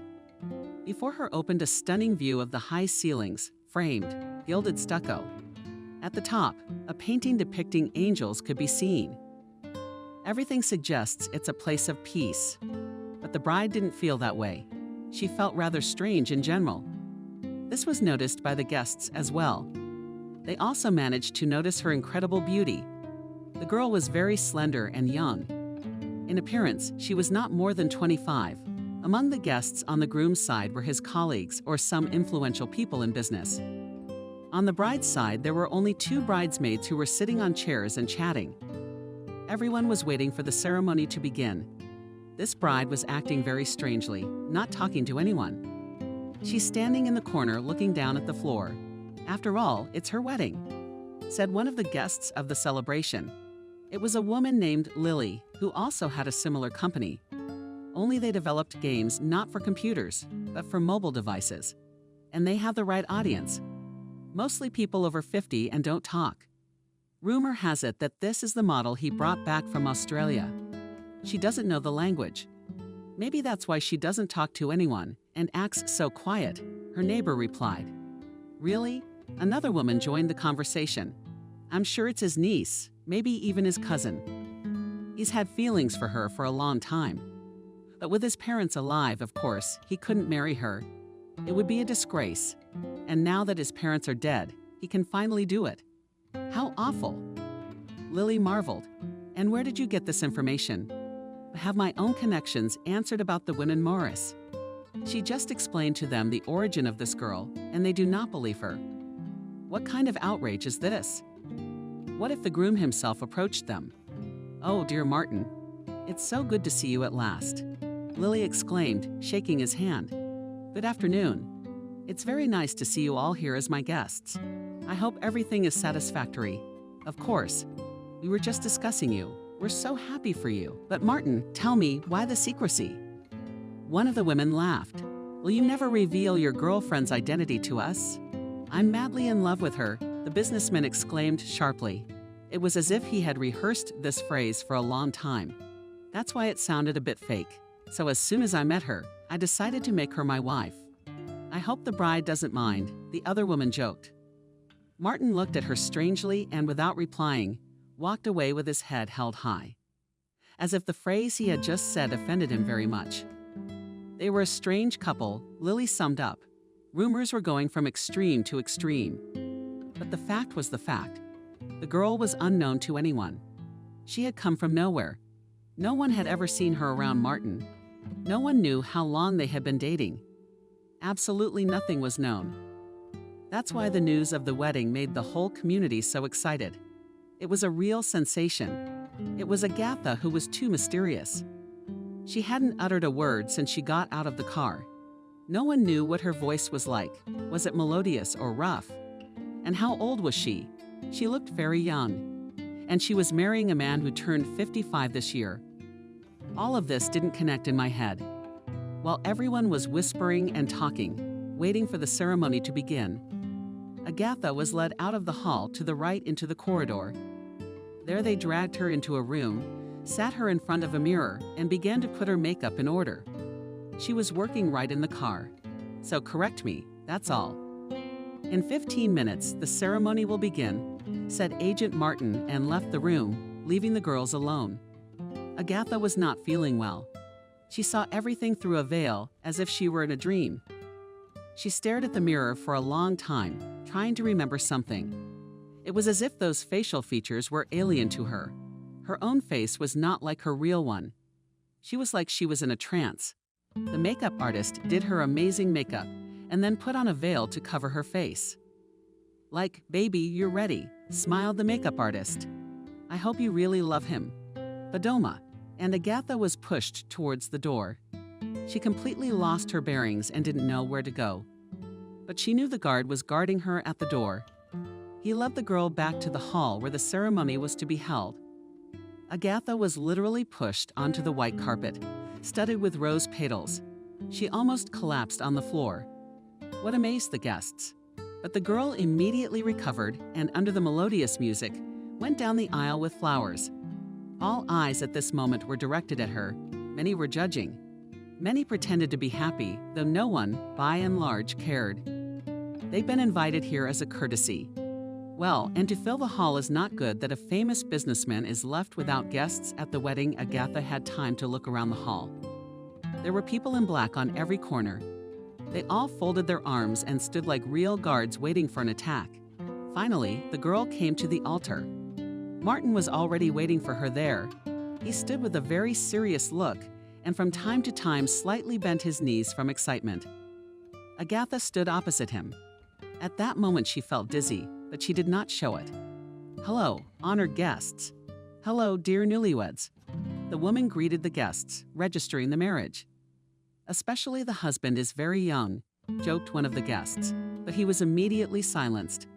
The others ignored the ridiculous joke. Today is the legal marriage of couples whose love has struck a chord with many. The registrar continued. "Dear Agatha and Martin," she addressed the couple standing next to her. "Today is the most beautiful and unforgettable event in your life. Today you are creating a young family. Creating a family is the beginning of a good union of two loving hearts. From this day you will go through life hand in hand, together experiencing the joys of happy days and sorrows. Observing the solemn rites before the state registration of marriage. Please answer, is your desire to be married? Is it free, mutual, and sincere? Are you ready not only to create a friendly and strong family, but also to preserve it and give a decent upbringing to your future children? I ask you to answer." Groom. The man, not thinking long, took Agatha's hands and looking into her eyes said, "Yes, I ask you to answer bride." The girl turned to Agatha. The bride was embarrassed. All this seemed to her like a strange dream. In her memory flashed some fragments of the past, which confused her very much. She saw neither her chosen one nor her fiancé in the world, but under his intense, heavy gaze. She nevertheless answered in a zombified voice. Yes, the registrar smiled happily and then proceeded to perform her duties by your mutual consent in the presence of your witnesses and guests. Please exchange rings and sign your signatures.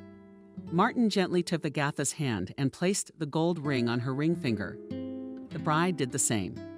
The registrar just stepped back and pointed them to the papers. Lying on a beautiful marble table, a black pen lay next to them. "Now sign your signatures," joyfully exclaimed the woman. The couple bent over the deed book. But suddenly from behind there was the sound of a door opening, and then someone's swift running. Everyone turned around, including the newlyweds, and they saw a little girl who ran across the hall so fast that the guard could not catch up with her. The child ran to the reception desk and hugged Agatha tightly. She did not understand anything. Meanwhile, the girl hugged her tightly as if she had found her long-lost mother. "Security," Martin shouted. "Do your job." Huge men in black suits ran up to the girl, and began to chain her away from the bride. The girl resisted. She was small, about 6 years old at most, but impossibly strong and a mom. "That's my mom." The girl screamed as hard as she could, struggling against these men in black glasses. One she kicked with her foot in the groin, and he immediately fell to his knees in pain. The other was pulling her legs. So the girl just jerked her foot, and the man fell with her shoe. "Mommy, wake up, it's me." "Your daughter," Mommy broadcast the girl, asking for the girl in the dress. "Please, Mommy Olekshka, remember me." She was trying to remember something, but she couldn't do anything. She didn't recognize that girl, no matter how much she wanted to. There was no way she could remember. Then the child pulled her white dress up so the bride leaned over and hugged her tightly around the neck and kissed her cheek. That kiss, like a fairy tale, dispelled all the fog. The woman's memory began to clear. Agatha was now completely sure that this was her daughter. To think it was her Rose, her baby girl. Where had she come from? Who are all these people? She looked at her pseudo-fiancé. He was standing there furious. He was burning with anger. His fingers were clenched into a fist. It was like he was about to punch someone. As soon as all the memories came flooding back, tears flowed from Agatha's eyes. She squatted down and hugged her daughter tightly. "Little Rose is my darling." It was a very tender moment, which unfortunately was interrupted by the bass of Martin's guard removing the baby. The guards had already recovered from the baby girl's marriage and started pulling her away again. This time they managed to snatch the baby out of the mother's hands. The girl yelled, "What is the urge?" tried to break free, but everything was to no avail.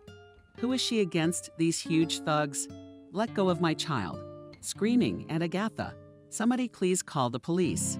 All the guests were just shocked at what was happening.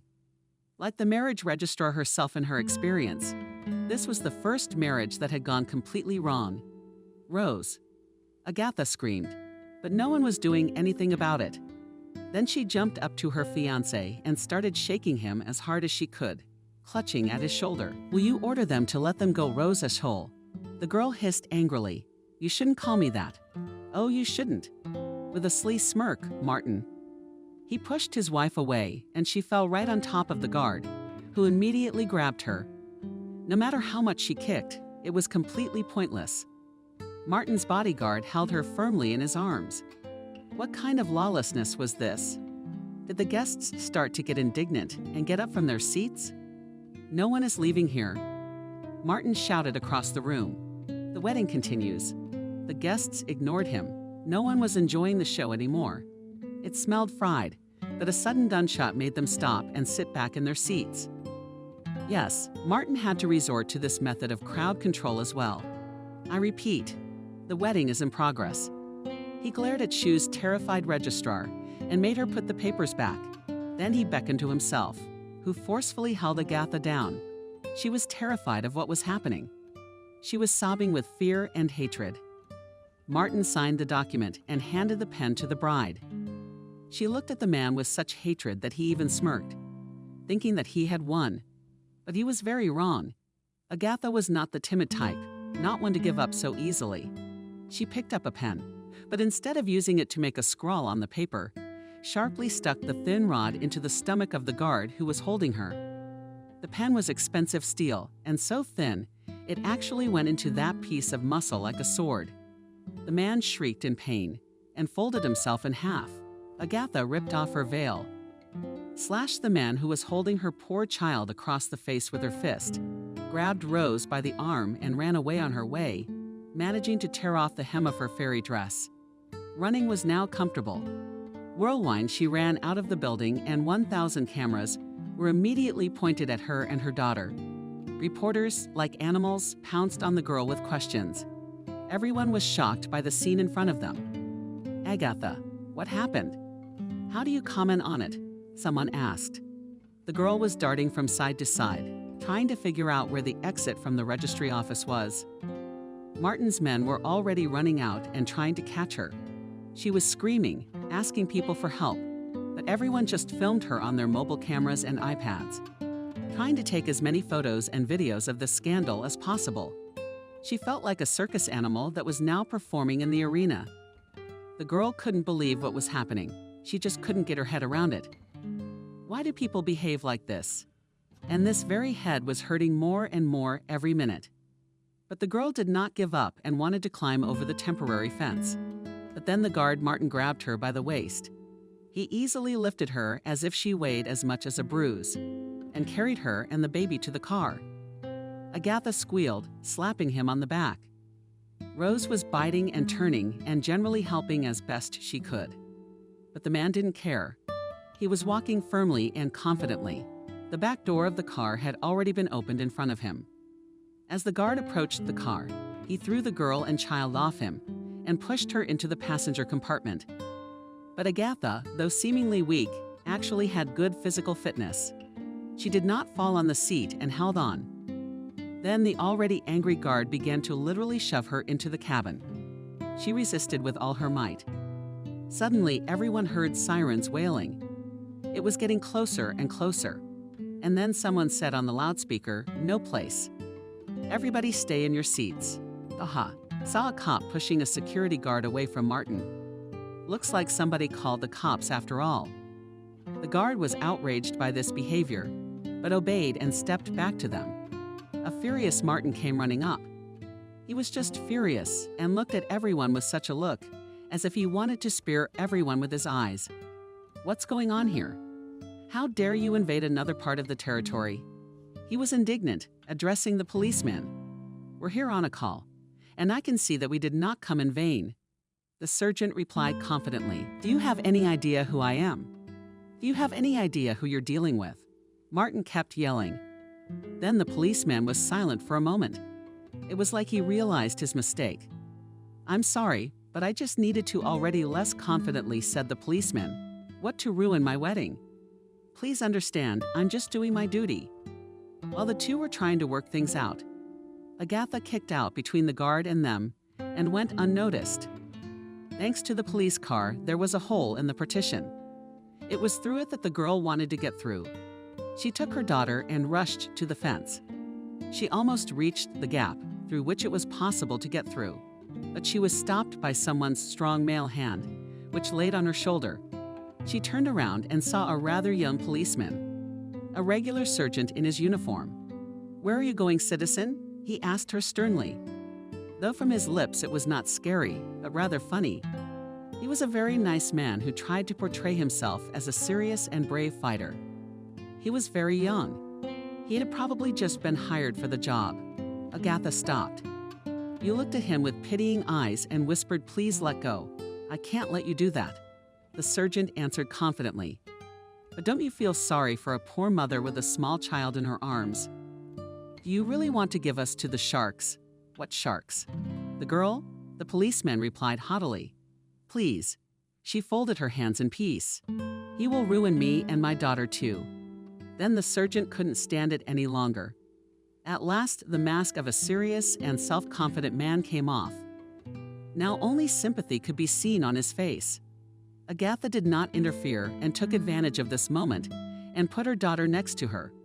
She approached the boy and whispered softly in his ear, "I'm going to pretend to use violence against a police officer." The sergeant even pulled away from her. He was embarrassed by the tone with which she said it. He looked at her.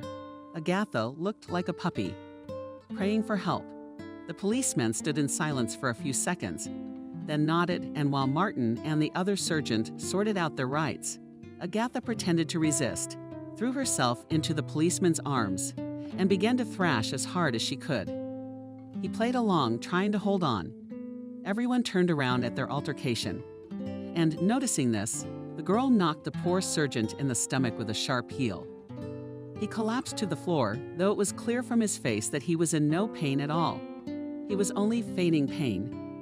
Agatha was very happy about this, as she didn't want to hurt anyone. At this time, a backup in the form of the surgeon's colleague was already running towards them. He ran up to his partner and helped him up. A few seconds later, Agatha was tied up by two other policemen, and her daughter Rose was taken by the hand and led away. The situation was heating up.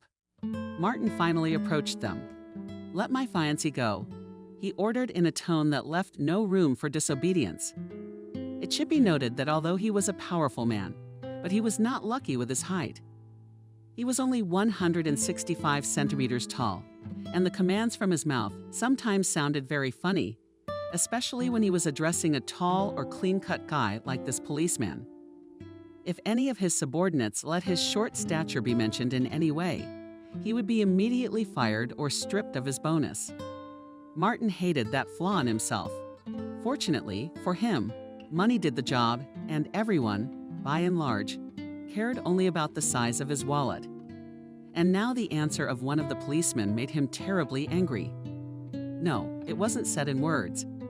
It was just that one of the policemen, who kept his hands, richly tied, laughed. Then Martin came up to him and hissed through his teeth with an angry look, threatening him with his finger. "You're laughing, asshole. You're laughing." Then the policeman immediately removed the smile from his face. He caught the murderous stare of his superior. "I'm going to fire the hell out of this place," Martin shouted, waving his arms. Quickly they let her go.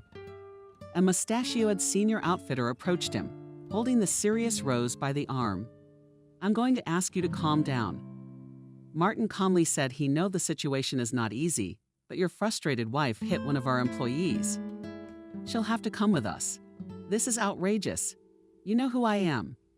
And you dare take my fiancée out of my wedding because she got drunk and accidentally hit one of your employees. See, that's how you want it. We're taking the girl to the station, just like her daughter. You can come in and post bail afterward to clarify the circumstances. All in accordance with applicable law. Please understand us too.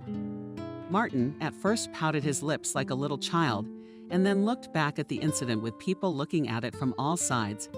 Thousands of cameras pointed at him, and now he was losing in this story. What kind of headlines would be in the papers? God, it's not hard to imagine. But the journalists would make something worthwhile out of it. Then Martin turned angrily back to the police chief. "Are you going to pay for this?" He said, stopping at every word. "And you?" He pointed at Agatha. "A terrible fate awaits you. Don't even think about getting rid of me." "Understood." Agatha looked at him with horror on her face and a hint of playfulness. She thought that she had won, that everything would be all right at last. How was she wrong? When? Take her away, the irascible businessman asked impatiently. "Tomorrow morning," replied the warden, filling out some paperwork. Martin took a few steps away. He took one last look at these people who were taking his fiancée away and spat on the asphalt. Meanwhile, the clouds thickened and it began to rain. Many spectators began to disperse. The die-hard ones remained, eager for the story to continue. But they were quickly disappointed because Martin got into his car and drove away. Yep, put her in a police car too, and put her daughter in another, and they too departed. And Haji was lucky. She was sitting handcuffed in a car with this sergeant on duty, who helped her act out the whole thing. It was amazing. You have the right to remain silent, of course. A policeman has broken the silence. But I still risk to ask you, what did you want to marry forcibly? Agatha was a little embarrassed by such a question a couple of hours ago. She didn't even know the answer to it. She didn't know who she was, how she got here, how old she was. She didn't know anything, and that scared her terribly. But when Rose appeared, everything changed. It was as if her mind had sobered. She could think straight now, but still she didn't want to trust anyone yet. Trust had been eroded long ago. It was impossible to tell her story to a random person because everyone might not be who they seemed before. I started her even though I had no idea what to say. It's just been quite some time since the policeman asked that question. Yes, you're absolutely right. The thing is, my aunt wanted me to marry a wealthy man. And then this Martin Newman came along. I know he's given me the rest of my life, but I can't marry a man I don't love. And may I say, have you seen him at all? Yeah, he's a pimply old despot, God forbid. The sergeant laughed. He seemed to have exactly the same impression of the businessman. It's a case of take it or leave it, the guy said. Some people want money and fame, and some need simple family happiness. You are a young girl, but you already have a child, and certainly not from this despot. So whose girl is it? My husband. The girl answered thoughtfully. She was trying to come up with a true story. He died in an accident. I was only pregnant at the time. So you are a single mother? The girl nodded affirmatively. The driver saw it through the rearview mirror. I'm going to fire the hell out of this place, Martin shouted, waving his arms. Quickly they let her go. A mustachioed senior outfitter approached him, holding the serious Rose by the arm. I'm going to ask you to calm down. Martin calmly said he know the situation is not easy, but your frustrated wife hit one of our employees. She'll have to come with us. This is outrageous. You know who I am. And you dare take my fiancée out of my wedding because she got drunk and accidentally hit one of your employees. See, that's how you want it. We're taking the girl to the station, just like her daughter. You can come in and post bail afterward to clarify the circumstances. All in accordance with applicable law. Please understand us too. Martin at first pouted his lips like a little child and then looked back at the incident with people looking at it from all sides. Thousands of cameras pointed at him, and now he was losing in this story. What kind of headlines would be in the papers? God, it's not hard to imagine. But the journalists would make something worthwhile out of it. Then Martin turned angrily back to the police chief. Are you going to pay for this? He said, stopping at every word. And you? He pointed at Agatha. A terrible fate awaits you. Don't even think about getting rid of me. Understood. Agatha looked at him with horror on her face and a hint of playfulness. She thought that she had won, that everything would be all right at last. How was she wrong? When? Take her away, the irascible businessman asked impatiently. Tomorrow morning, replied the warden, filling out some paperwork. Martin took a few steps away. He took one last look at these people who were taking his fiancée away and spat on the asphalt. Meanwhile, the clouds thickened and it began to rain. Many spectators began to disperse. The die-hard ones remained, eager for the story to continue. But they were quickly disappointed because Martin got into his car and drove away. Yep, put her in a police car too, and put her daughter in another, and they too departed. And Haji was lucky. She was sitting handcuffed in a car with this sergeant on duty, who helped her act out the whole thing. It was amazing. You have the right to remain silent, of course. A policeman has broken the silence. But I still risk to ask you, what did you want to marry forcibly? Agatha was a little embarrassed by such a question a couple of hours ago. She didn't even know the answer to it. She didn't know who she was, how she got here, how old she was. She didn't know anything, and that scared her terribly. But when Rose appeared, everything changed. It was as if her mind had sobered. She could think straight now, but still she didn't want to trust anyone yet. Trust had been eroded long ago. It was impossible to tell her story to a random person because everyone might not be who they seemed before. I started her even though I had no idea what to say. It's just been quite some time since the policeman asked that question. Yes, you're absolutely right. The thing is, my aunt wanted me to marry a wealthy man. And then this Martin Newman came along. I know he's given me the rest of my life, but I can't marry a man I don't love. And may I say, have you seen him at all? Yeah, he's a pimply old despot, God forbid. The sergeant laughed. He seemed to have exactly the same impression of the businessman. It's a case of take it or leave it, the guy said. Some people want money and fame, and some need simple family happiness. You are a young girl, but you already have a child, and certainly not from this despot. So whose girl is it? My husband. The girl answered thoughtfully. She was trying to come up with a true story. He died in an accident. I was only pregnant at the time. So you are a single mother? The girl nodded affirmatively. The driver saw it through the rearview mirror. It seemed to him that a tear rolled down her cheek, but he didn't think it was necessary to pay much attention to it. The girl had an overabundance of emotion. It was an understandable reaction. Besides, in a couple of hours her stories and face would be all over the news channels. What kind of scandal would play out? But that would come later. And now they were driving under a passport gray sky, which mourned all the sorrows of the day. By the way, you have not introduced yourself, informed the girl with some semblance of a smile. After a few minutes of silence, Tim also, with a smile, answered the guy he clearly liked where this dialogue leads. The girl only nodded. She did not give her name. So the surgeon had to feel awkward asking the question. I told you my name. Would you like to tell me yours? No, Agatha answered tiredly. She was surprised at her own reactions. After everything she had been through, she could still communicate so calmly and even make jokes. Nothing. The surgeon smiled. I'll find out at the station. You can't hide anything from me there. They drove up to a building as gray as the Sutton mother. It was the police station. Agatha didn't want to get out of the warm car into the pouring rain. But she had to. Tim opened the back door of the car and offered her his hand, forgetting that the girl was handcuffed. She even grinned. Such forgetfulness of the guy, and he still somehow got her out of the car and led her into the building.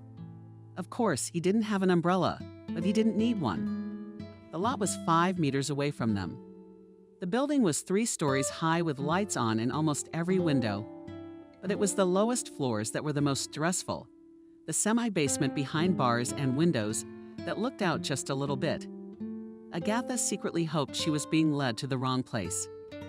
But the line of her inner plea was not heard. Tim took her exactly to the basement. She didn't want to go down there, and the guy seemed to notice that. Oh, it's not a prison. Nothing will happen to you, he reassured her and led her down a special dark staircase. When they arrived at the place, Agatha looked around. There were about 5 cameras in total, and only one of them had some girl in a black miniskirt sitting in it. She clearly looked special and with low social responsibility. Tim asked Agatha to take a seat on the bench, and he himself went to the table where his boss was sitting. He was a very overweight man in his mid-40s. He was holding a real cigar in his hands, huffing like a steam engine, filling out some documents by the light of a dim desk lamp. Good afternoon. Peter brought the girl from that wedding. I suppose you've already been informed. The formidable man looked at him sidelong. He clicked his tongue and rolled his eyes. Yes, my daughter was brought here. She was taken to another ward. He answered indifferently. Which ward? How far from here? Tell me? Agatha exclaimed in tears, approaching the chief's desk. Lady, can you keep your temper? The mustachioed man was indignant. Tim came to the rescue. He took Agatha aside and calmly explained to her, don't worry, your daughter is safe. She is on the 2nd floor where they keep street children. Tomorrow she will be dealt with by custody. No, they'll take her. Martin owns everyone in this town. Please don't give her up, Agatha begged. Tim, come here. I found her papers, said the warden. Tim looked at the girl with a smile and then turned around and walked back to the desk. Agatha's 25-year-old daughter has no daughter. Well, further you will familiarize yourself, ordered mustachioed uncle, and then sharply stood up from the table, although the concept of sharply for him was not suitable. His stomach was so huge that when he rose from the chair, he moved the table a couple of centimeters forward. He took his cigar with him and pronounced, pointing at Tim, You all stay on duty, and I've got to go. After these words, he took another look around his favorite basement and then walked toward the stairs. His footsteps and readings could be heard until he stepped onto the flat surface on the 1st floor. Finally, Tim stayed here in charge. The guy walked up to Agatha and said, Now I have to take you to the cell. I'm sorry, you didn't apologize to me like that, said ironically a female voice on the right. It was the one who was now watching them with interest. Tim looked at her indifferently. Agatha only nodded. She didn't want to cause a scandal. That was the way it was supposed to be, and she was also pissed off by that upstart with the smeared makeup. When Tim led Agatha to the outermost cell, it then dryly spat after them. Agatha was shocked at this behavior, but tried to ignore it all. After all, Tim did. When he locked her in the cell, he went to the desk himself and began to study the documents. So, Agatha, and why is it written that there is no daughter? Marveled the guy. The girl wanted to answer, but then she was interrupted again from the neighboring cell. Donna walked because and did not want to admit. Then a vile laughter sounded. Here Tim could not stand it any longer, went up to this insolent blonde, looked at her with eyes burning with anger, and hissed through his teeth. One more word, dearie, and your temporary imprisonment here will turn into a permanent one. Believe me, I can make that happen. Oh, dearie, what are you going to do to me? The girl who laughed. The warden's giving you a command. You know who's running this, boss? Me too. That's why you're in the cage. Agatha joined the dialogue. And you shameful beggars didn't ask, but walked the child refused and still dares to arise, replied the blonde with pumped lips. How dare you bore? Agatha could not stand it. Tim sighed heavily. Then he reappeared in the dialogue. Then stop it, both of you. He growled menacingly. You turn to the girl of easy virtue. You will speak when asked clearly. Otherwise, every time I open my mouth, you will be fined for failure to observe public order. You will come out of here with debts that you can only pay off with loans. And you, Agatha, keep your temper, please. I'm asking you a question, answer, and don't lie, or it'll be worse. The blonde pouted her lips and sat down on the poplar tree in her cell. Agatha, on the other hand, simply nodded affirmatively. Tim sat back in his seat and continued his questioning. So where did the child come from? I will answer only to you in private. The girl answered confidently. Tim looked at her tiredly, then said, all right, then let's go to the meeting room. They will. It's like a miracle today, a real fairy tale, the blonde exclaimed. Tim looked at her menacingly, but said nothing. He was tired of arguing. In fact, he really wanted to sleep. The guy was completely unprepared for night duty.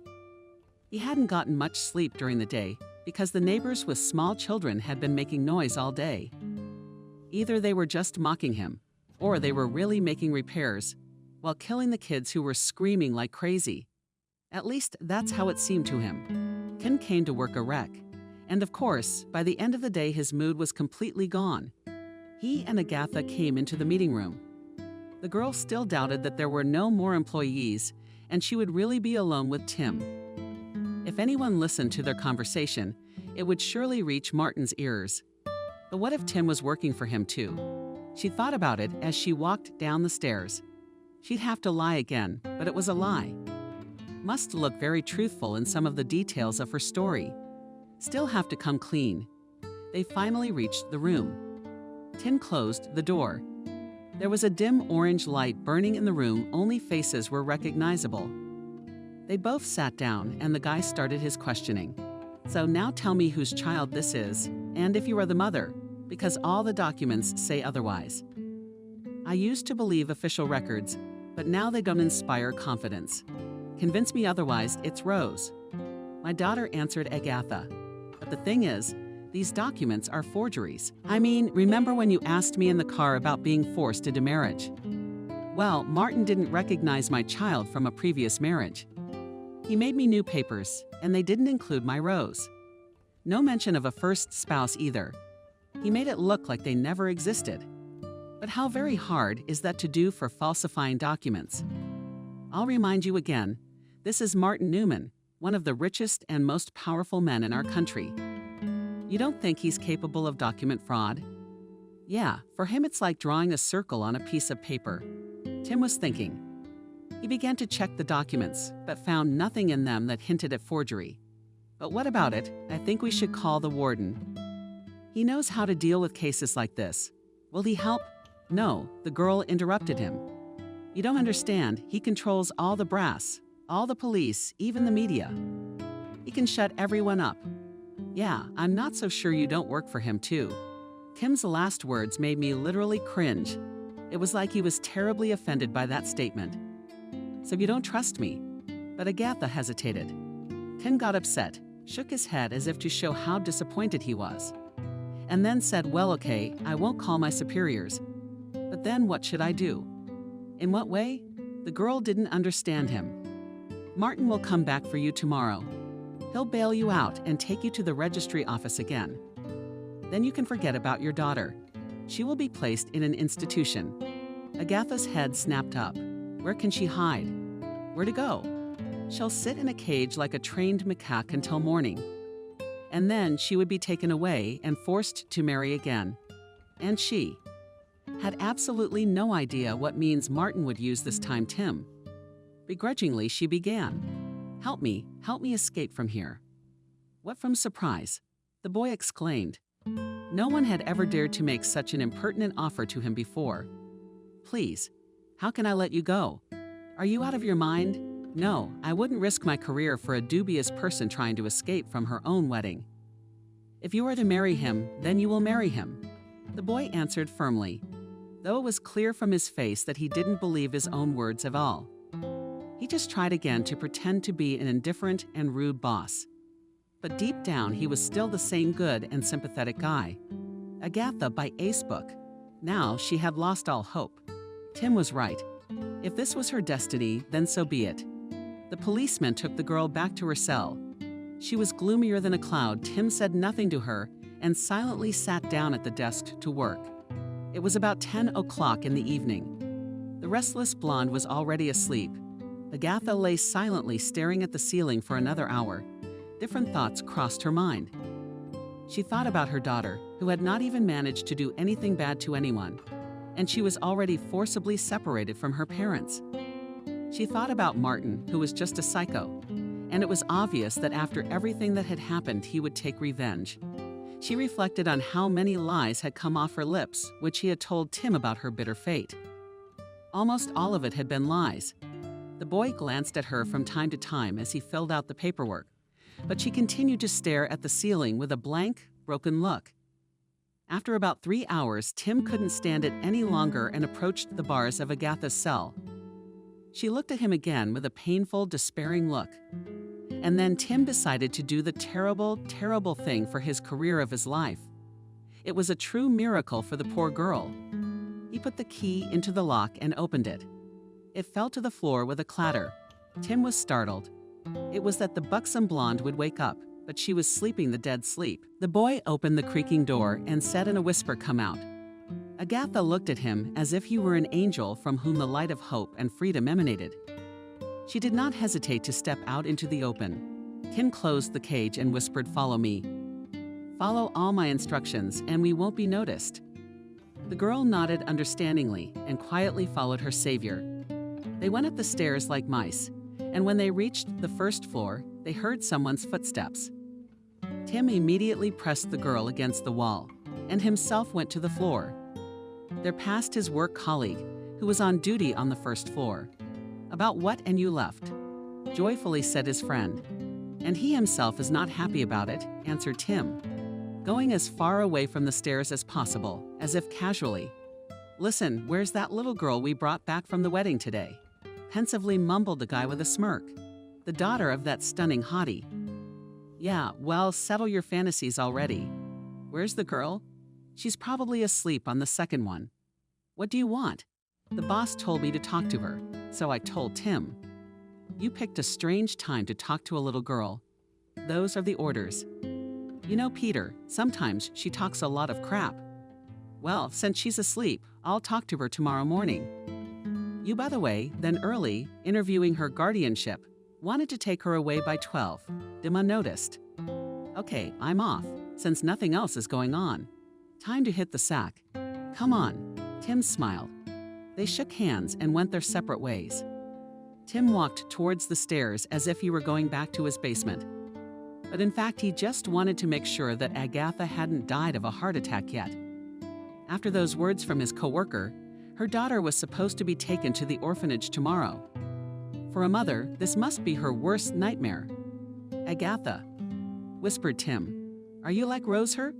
"No, we won't let that happen," the boy answered confidently.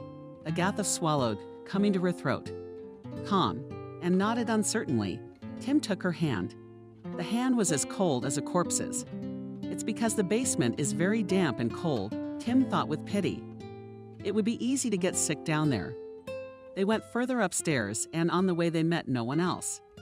Only an employee sleeping on a chair who was watching the children's ward, where the street children were kept until they were taken away by the guardianship.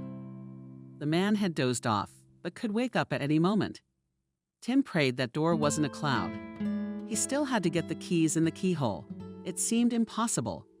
Heavy iron doors with a grated window. The guy realized there was no way around the distraction. He took Agatha aside and explained his plan. She supported him, and they began to act. The girl hid behind the information desk. Tim went up to the guard and touched his shoulder. He didn't wake up. Then the guy sighed and yanked him much harder. And only then the man woke up, slammed his eyes shut. He started looking around as if he didn't realize where he was. The man was completely disoriented in space and time. Sam exclaimed, "Tim, why did he fall asleep?" "I see, sorry," Colonel abruptly jumped up the man, presenting his hand to his temple.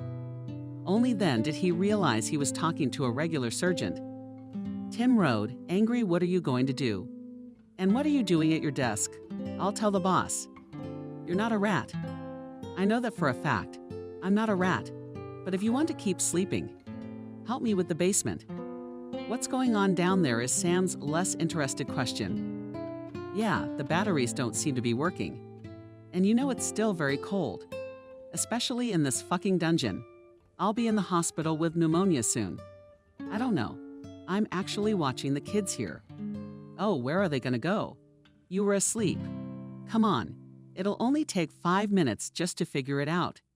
Give me a hand." I begged Tim. "All right." The man just took it off and followed his comrade downstairs. Tim also made a sign with his hand to Agatha as he left.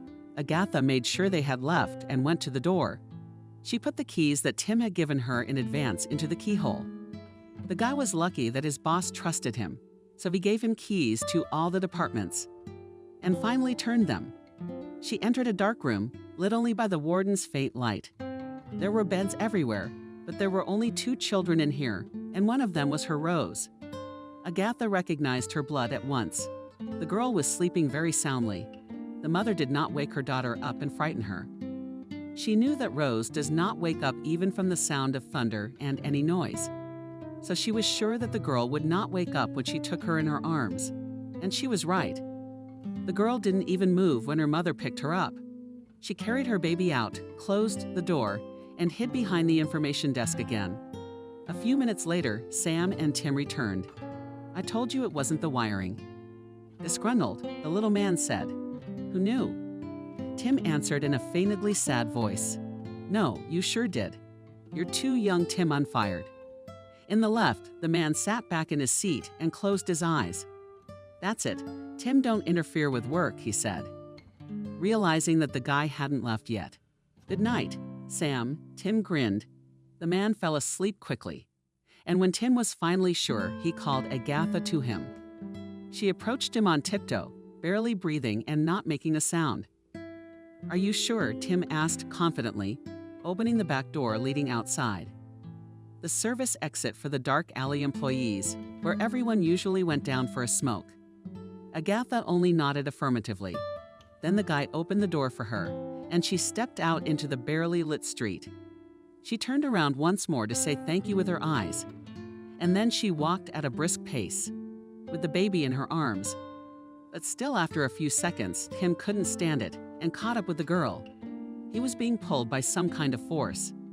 He couldn't believe he was doing it himself, but now the guy actually felt some kind of concern for the 2 of them caught up in the jogging strap. He stopped her, touched her fragile shoulder. "Agatha, wait," he said almost in a whisper. The girl shuddered, turned around.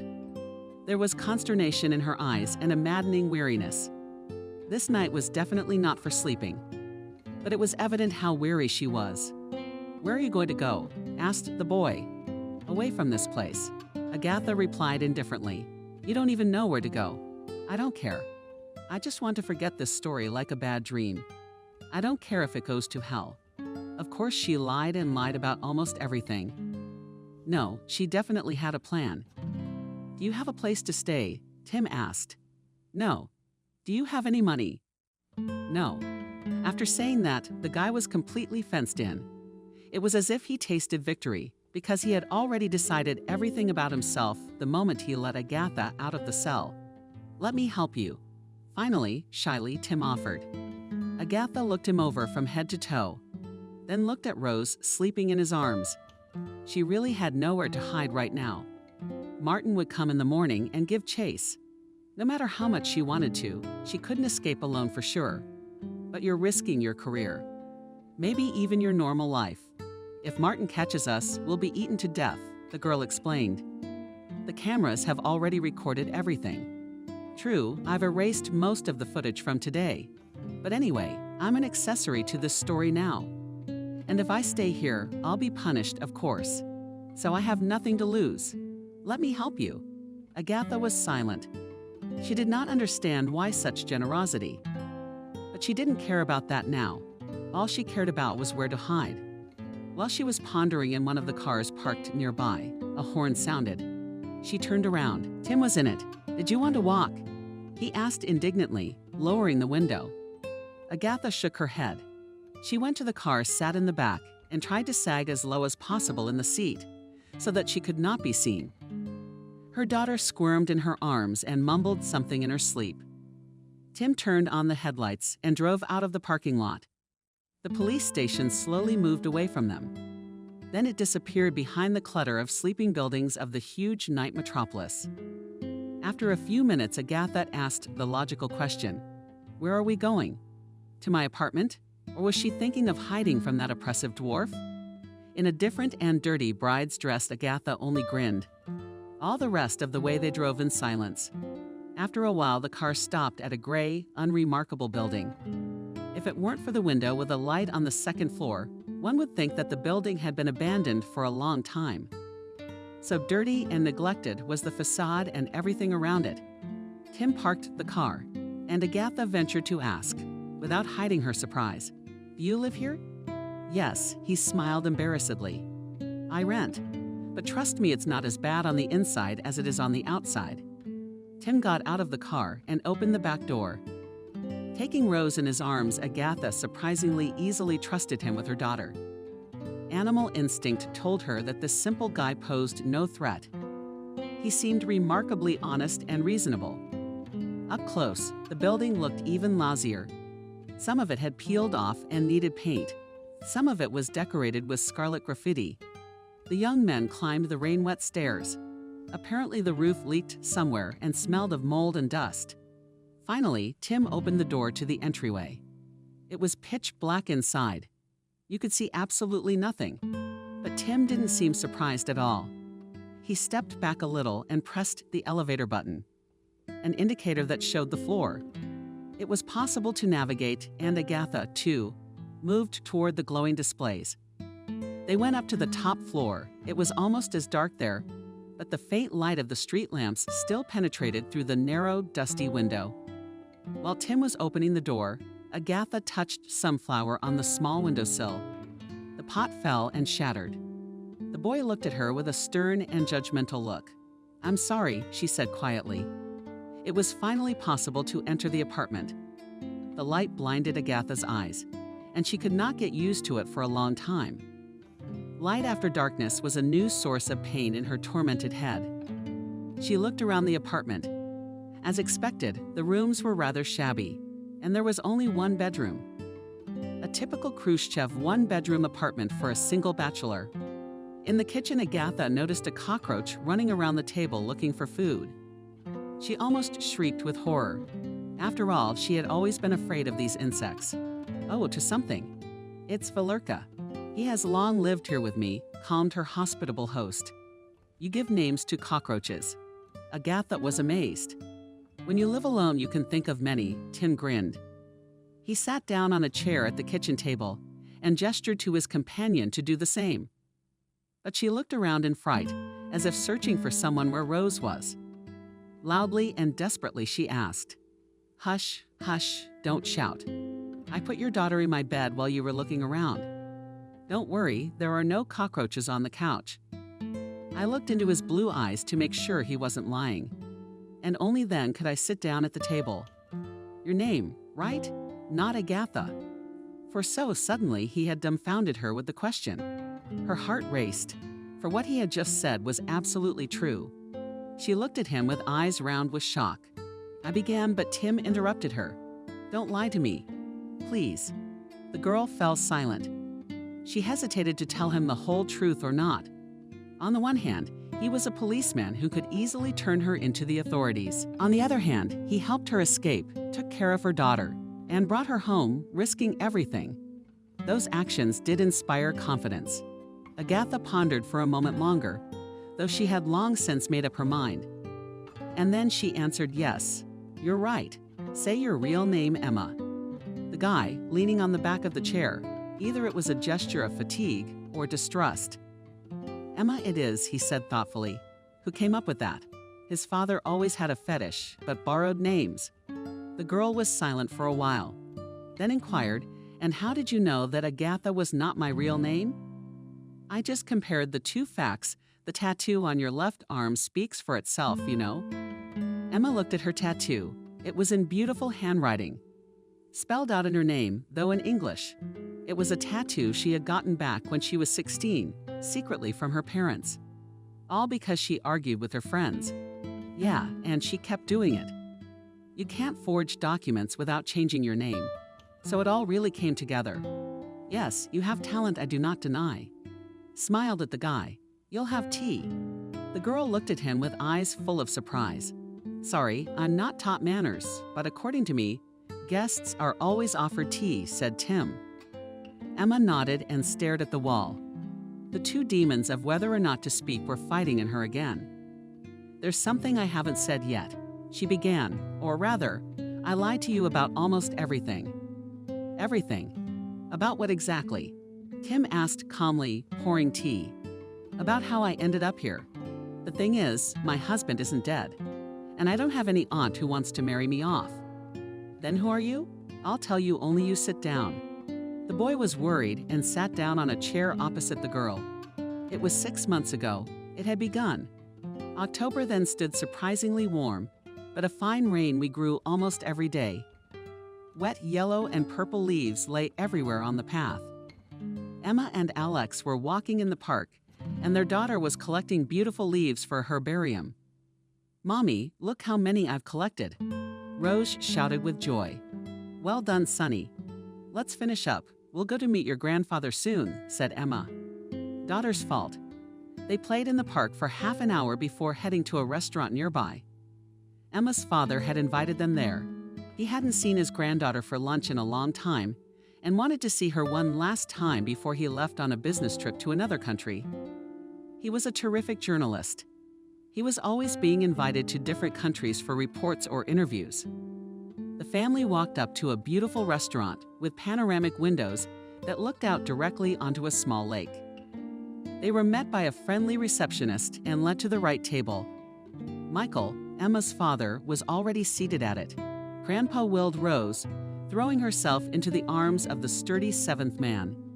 The man even lifted the little girl in his arms. She laughed merrily with joy. Emma and Alex came up to them as well. "Hi, Dad," with a smile said the girl and kissed her father on the cheek. Alex shook his hand. Everyone sat down at a large table covered with a white, crisp tablecloth. "Darling, you look marvelous today. It's a milk dress. It suits you very well," Michael remarked. The daughter smiled in appreciation. Today, she had received 1,000s of admiring looks and compliments on her look. She always looked amazing. The shiny, brown, very thick hair alone. For what it was worth, the shimmering jewelry in her ears, on her fingers, and on her chest harmonized with her outfit. Her husband was proud that he had gotten such a beautiful and intelligent woman. Finally, they placed the order. They began to talk to each other. "So why did you invite us?" Emma asked her father with a smile.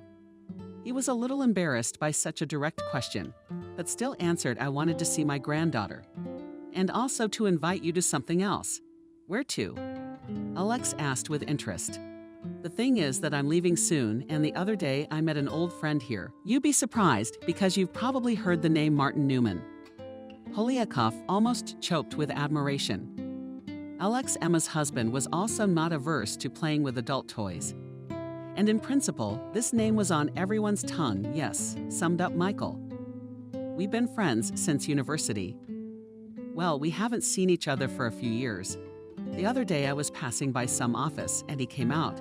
He recognized each other at once. We exchanged pleasantries, and I told him about my upcoming trip." Everyone listened to him with bated breath. He knows one of the richest and most famous people in the country, and we were definitely already stunned by such a surprise. "Well, I invited him to celebrate our meeting to our daksha," Michael continued. "And with you, my daughter, we have not talked for a long time. That's why I'm inviting you." The couple looked at each other. They were pleasantly pleased with this proposal. "I think we can all get together this weekend." Finally, Emma replied. Her husband nodded his approval. "But then they decided to wait for you at the cottage this Saturday," Michael said. He was delighted that the whole family would be together, and his old friend was coming too. Already on Friday, everyone started to get ready for the cottage. "Honey, where did you put my blue shirt?" asked Alex from the other room. Emma answered the laundry, "Dressing my daughter in pajamas." Alex came into the room with the laundry. "What am I going to wear tomorrow?" He was indignant. "Don't you have any more shirts?" nervously replied the wife. "In the white one I'll look stupid, as if I want to show off in front of this Martin." "Isn't that what you want?" Emma said with a chuckle. The offended husband pouted his lips and slammed the door loudly. The girl laughed. Her husband's behavior was like that of a little boy who wanted to impress some girl. Emma put Rose to bed and went to the kitchen for a drink of water. She was already uncomfortable. She felt hot and cold. Her head rattled as if she'd been hit with rocks. The woman poured herself a glass of water and wrapped herself in the capital.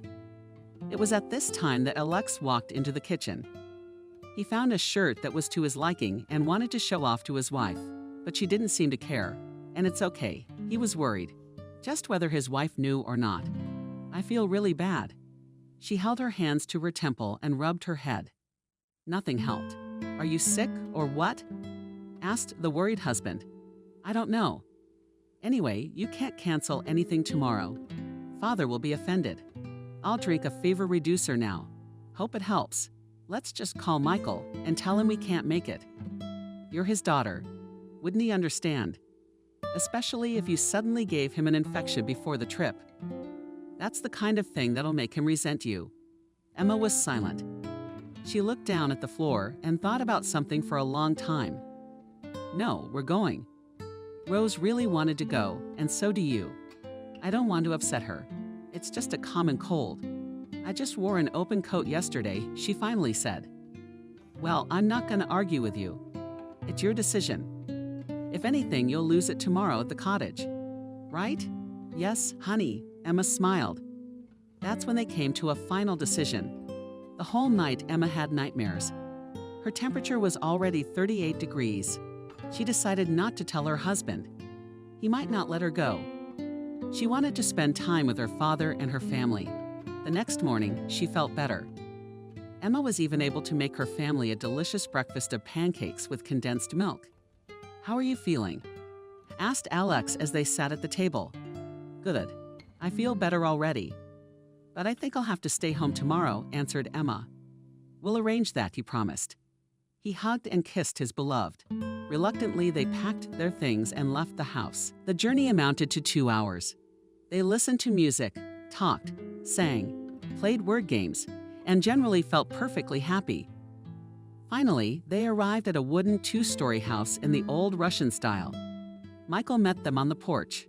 "Daughter, at last," he marveled. "You are as beautiful as ever." And he was right. This day was no different from any other, because the subject always looked beautiful.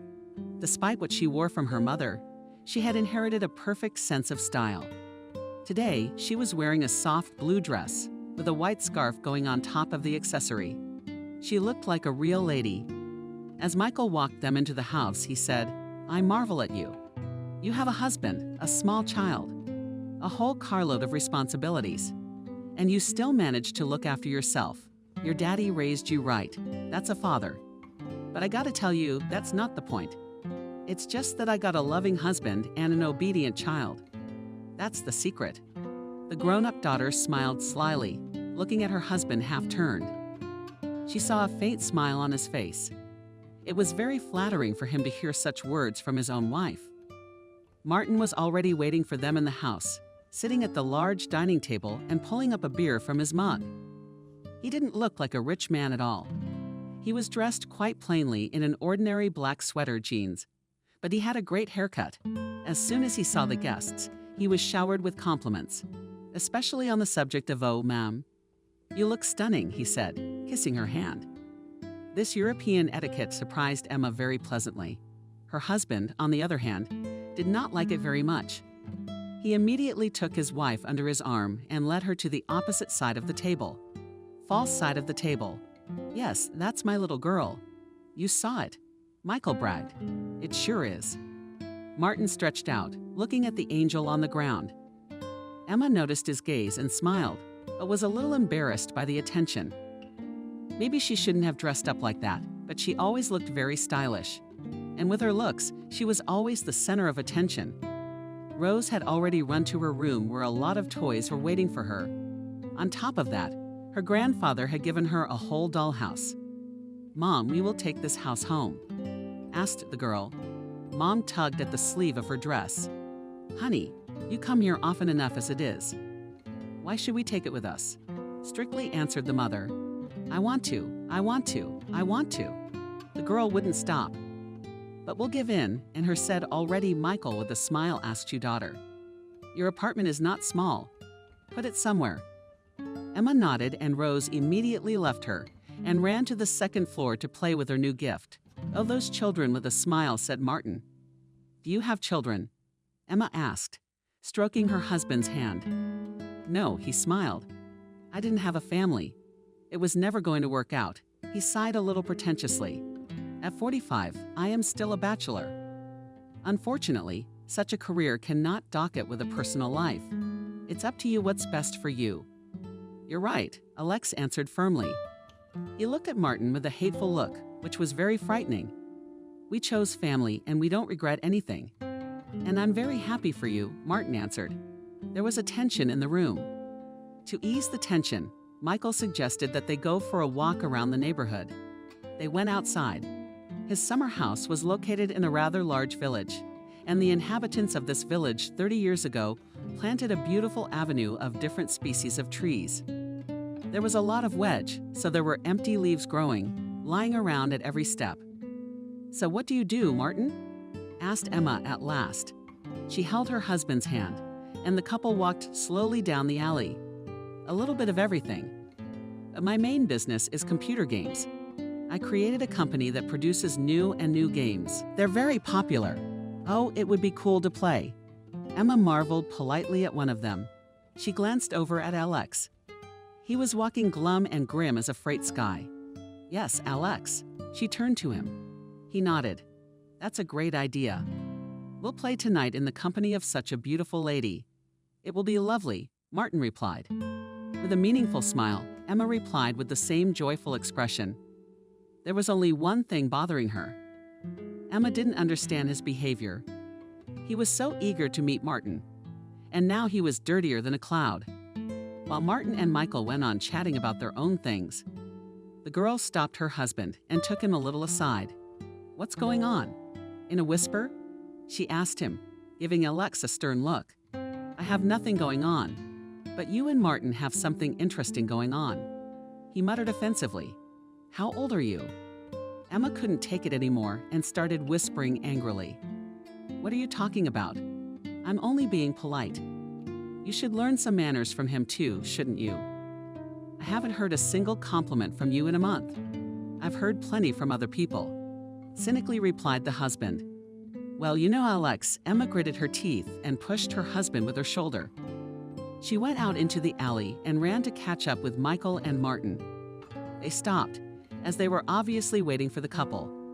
Emma waved her handkerchief and made a happy expression, though deep down she wanted to cry. Why did she have such an unattentive husband? She'd had so many suitors, but she'd chosen him. Yes, he's a terrific father, but as a husband, he's always been passive, cowardly, and the little things. Every purchase that was meant for Emma, she paid for it herself. Alex couldn't be expected to do anything, or he had a debt to pay, or the wrong time, or some other apocalypse. Emma was getting tired of it, but there were advantages to the marriage. First of all, the wonderful pedigree and genetics. Rose was smart beyond her years, and she was beautiful. Secondly, not everyone could afford a house in the city center, but thanks to Alex, it was possible. Not that Emma married him for the money, but for true love. It didn't smell like it. Some people will say, "How can you marry at 18?" And they'll say you can. But with age, preferences can change. There's nowhere else to dress. Divorce will hurt the baby. Your whole life will go down the drain. So, Alex, we tried to maintain an even relationship with each other, although often there were domestic quarrels between them. Where do you disappear, dear Emma? Martin asked. We've missed you already. I'm sorry, for God's sake. She started to justify herself to my husband. She turned around to look for support, but Alex was gone. Fell into a ditch. Martin finished for her, laughing. I don't know, Emma said thoughtfully, trying to hide the tears that came to her eyes. They walked for another half an hour. During this time, they discussed fishing, career, family. In general, everything that could be discussed. It was getting close to evening, and dinner wasn't ready yet. Everyone had to go back to the house to start the preparations. Emma took over the chicken with the two soldiers. Martin volunteered to help cut up the groceries. Alex was nowhere to be seen. Emma asked her daughter where her father had gone, but she said she hadn't seen him since they had come in here. It wasn't like him, but there was nothing to be done. Salads don't make themselves. You can cook too. Emma marveled. When Martin helped her make the sauce for the chicken, that's a very strange misconception. Did you know that millionaires can't cook? Martin grinned. It's the cooks who make everything for them. I lived a very ordinary life as a child. And in my student years, I made such culinary masterpieces in the dormitory. Why did you ask your father? He admired them the most, Martin said with a laugh. Liar, you bastard. He went into the kitchen. Michael? No, I won't argue. Your pasta was really good, but the pizza. Did you kill her? The man. It wasn't my fault, it was the oven. Justified the famous businessman. All three of them laughed out loud. They didn't like Martin's company.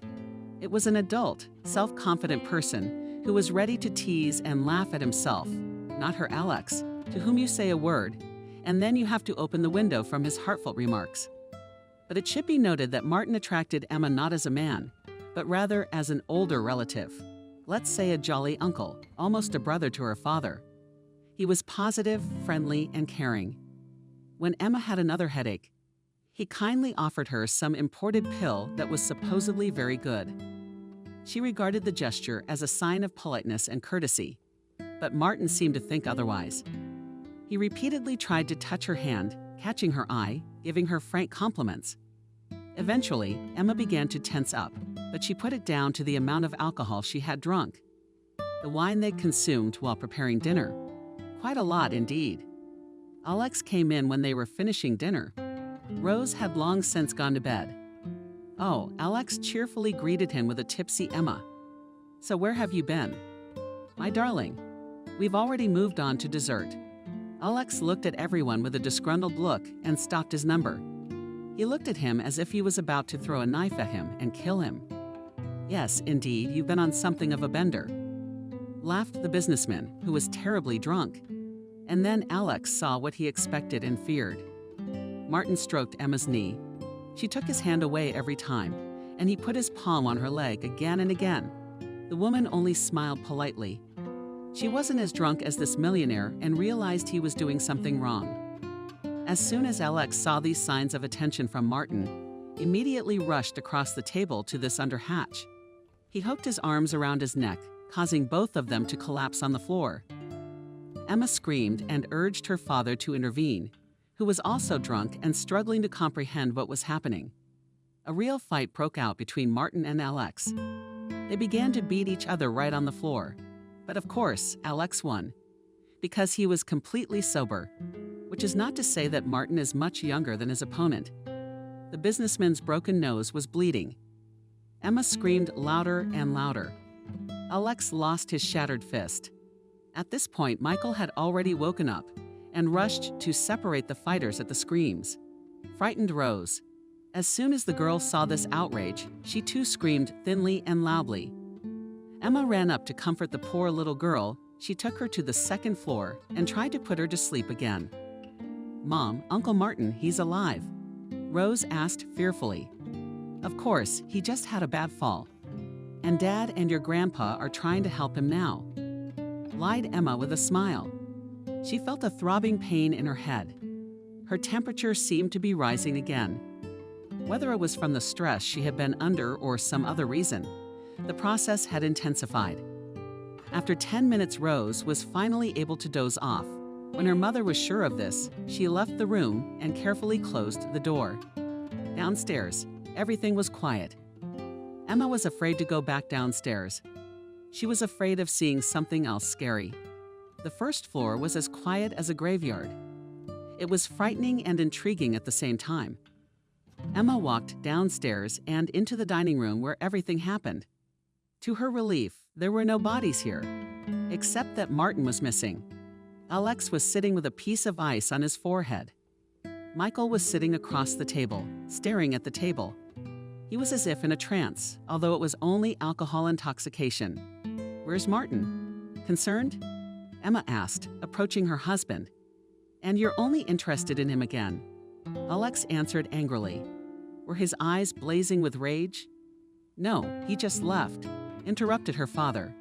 "As soon as I got him up, he took his things, got dressed, and went out. How could you send him away in this rain?" Emma was outraged. "And the fact that he attacked you in front of me didn't bother you at all? Or don't you care that you have a husband? Oh, I'm sorry, he's so rich. Surely he could provide himself a brilliant future." Alex was outraged. "What are you talking about? He was drunk." Emma defended Martin. "That's an excuse. Now you're going to make excuses for him. Even though what he did was ridiculous, he treated me with respect. I've never heard so many compliments from you in my life. And he said so many nice things in one night, and for those nice things. Were you ready to sleep with him? My husband couldn't take it anymore. I didn't expect that from you." With these words, Alex stood up, took his coat, which was hanging on the back of his chair, and left the house. Emma rushed after him, but she could only see the glint of headlights running away into the darkness of the night. "Yes," Michael said. "I didn't expect such a turnaround from this evening." "Daddy," cried Emma, like a little baby. "What am I going to do now?" She collapsed to her knees and covered her eyes with her hands. Only her faint whimpers could be heard. Then she smelled the odor of booze, and then a heavy hand on her shoulder. "Go to bed quietly," her father said. "You're all hot. You need to go to bed. Tomorrow we'll deal with everything." The girl looked into his eyes, which always possessed some soothing magic of a kind of support. She immediately found a sober mind, got to her feet, and sprinted to the bedroom. "The morning is wiser in the evening."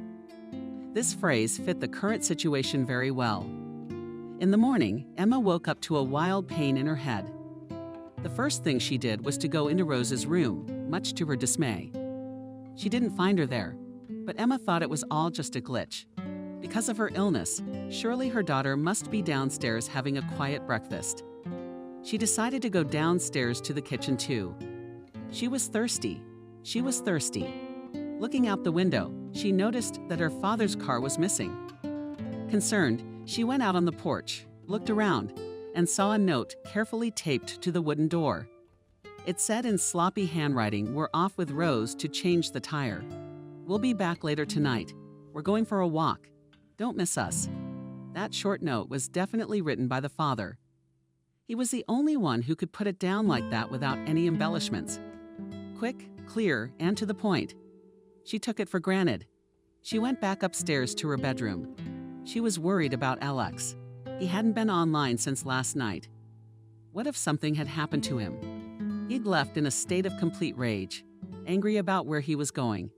Left his daughter, his wife, his stuff, just up and left. Emma decided to take her mind off things, sighed, and turned on a TV show. An hour passed, 2, 3. She seemed to fall asleep, and when she woke up, it was already late afternoon. Father and daughter were still gone. 3. The subject matter kept escalating. She had already written 1,000 voicemails to her husband. He never made contact. She poured herself some chamomile tea and wanted to go to her room again. But suddenly she heard the key turning in the door. Emma was frightened for some reason and immediately hid. The feast was in the kitchen. The sound was unlike the usual sound of her father opening the door, more like when a lock is picked. Maybe Dad had lost his keys, but why would he break down his own door? He would call Emma. Then the frightened woman decided to cautiously look out the window.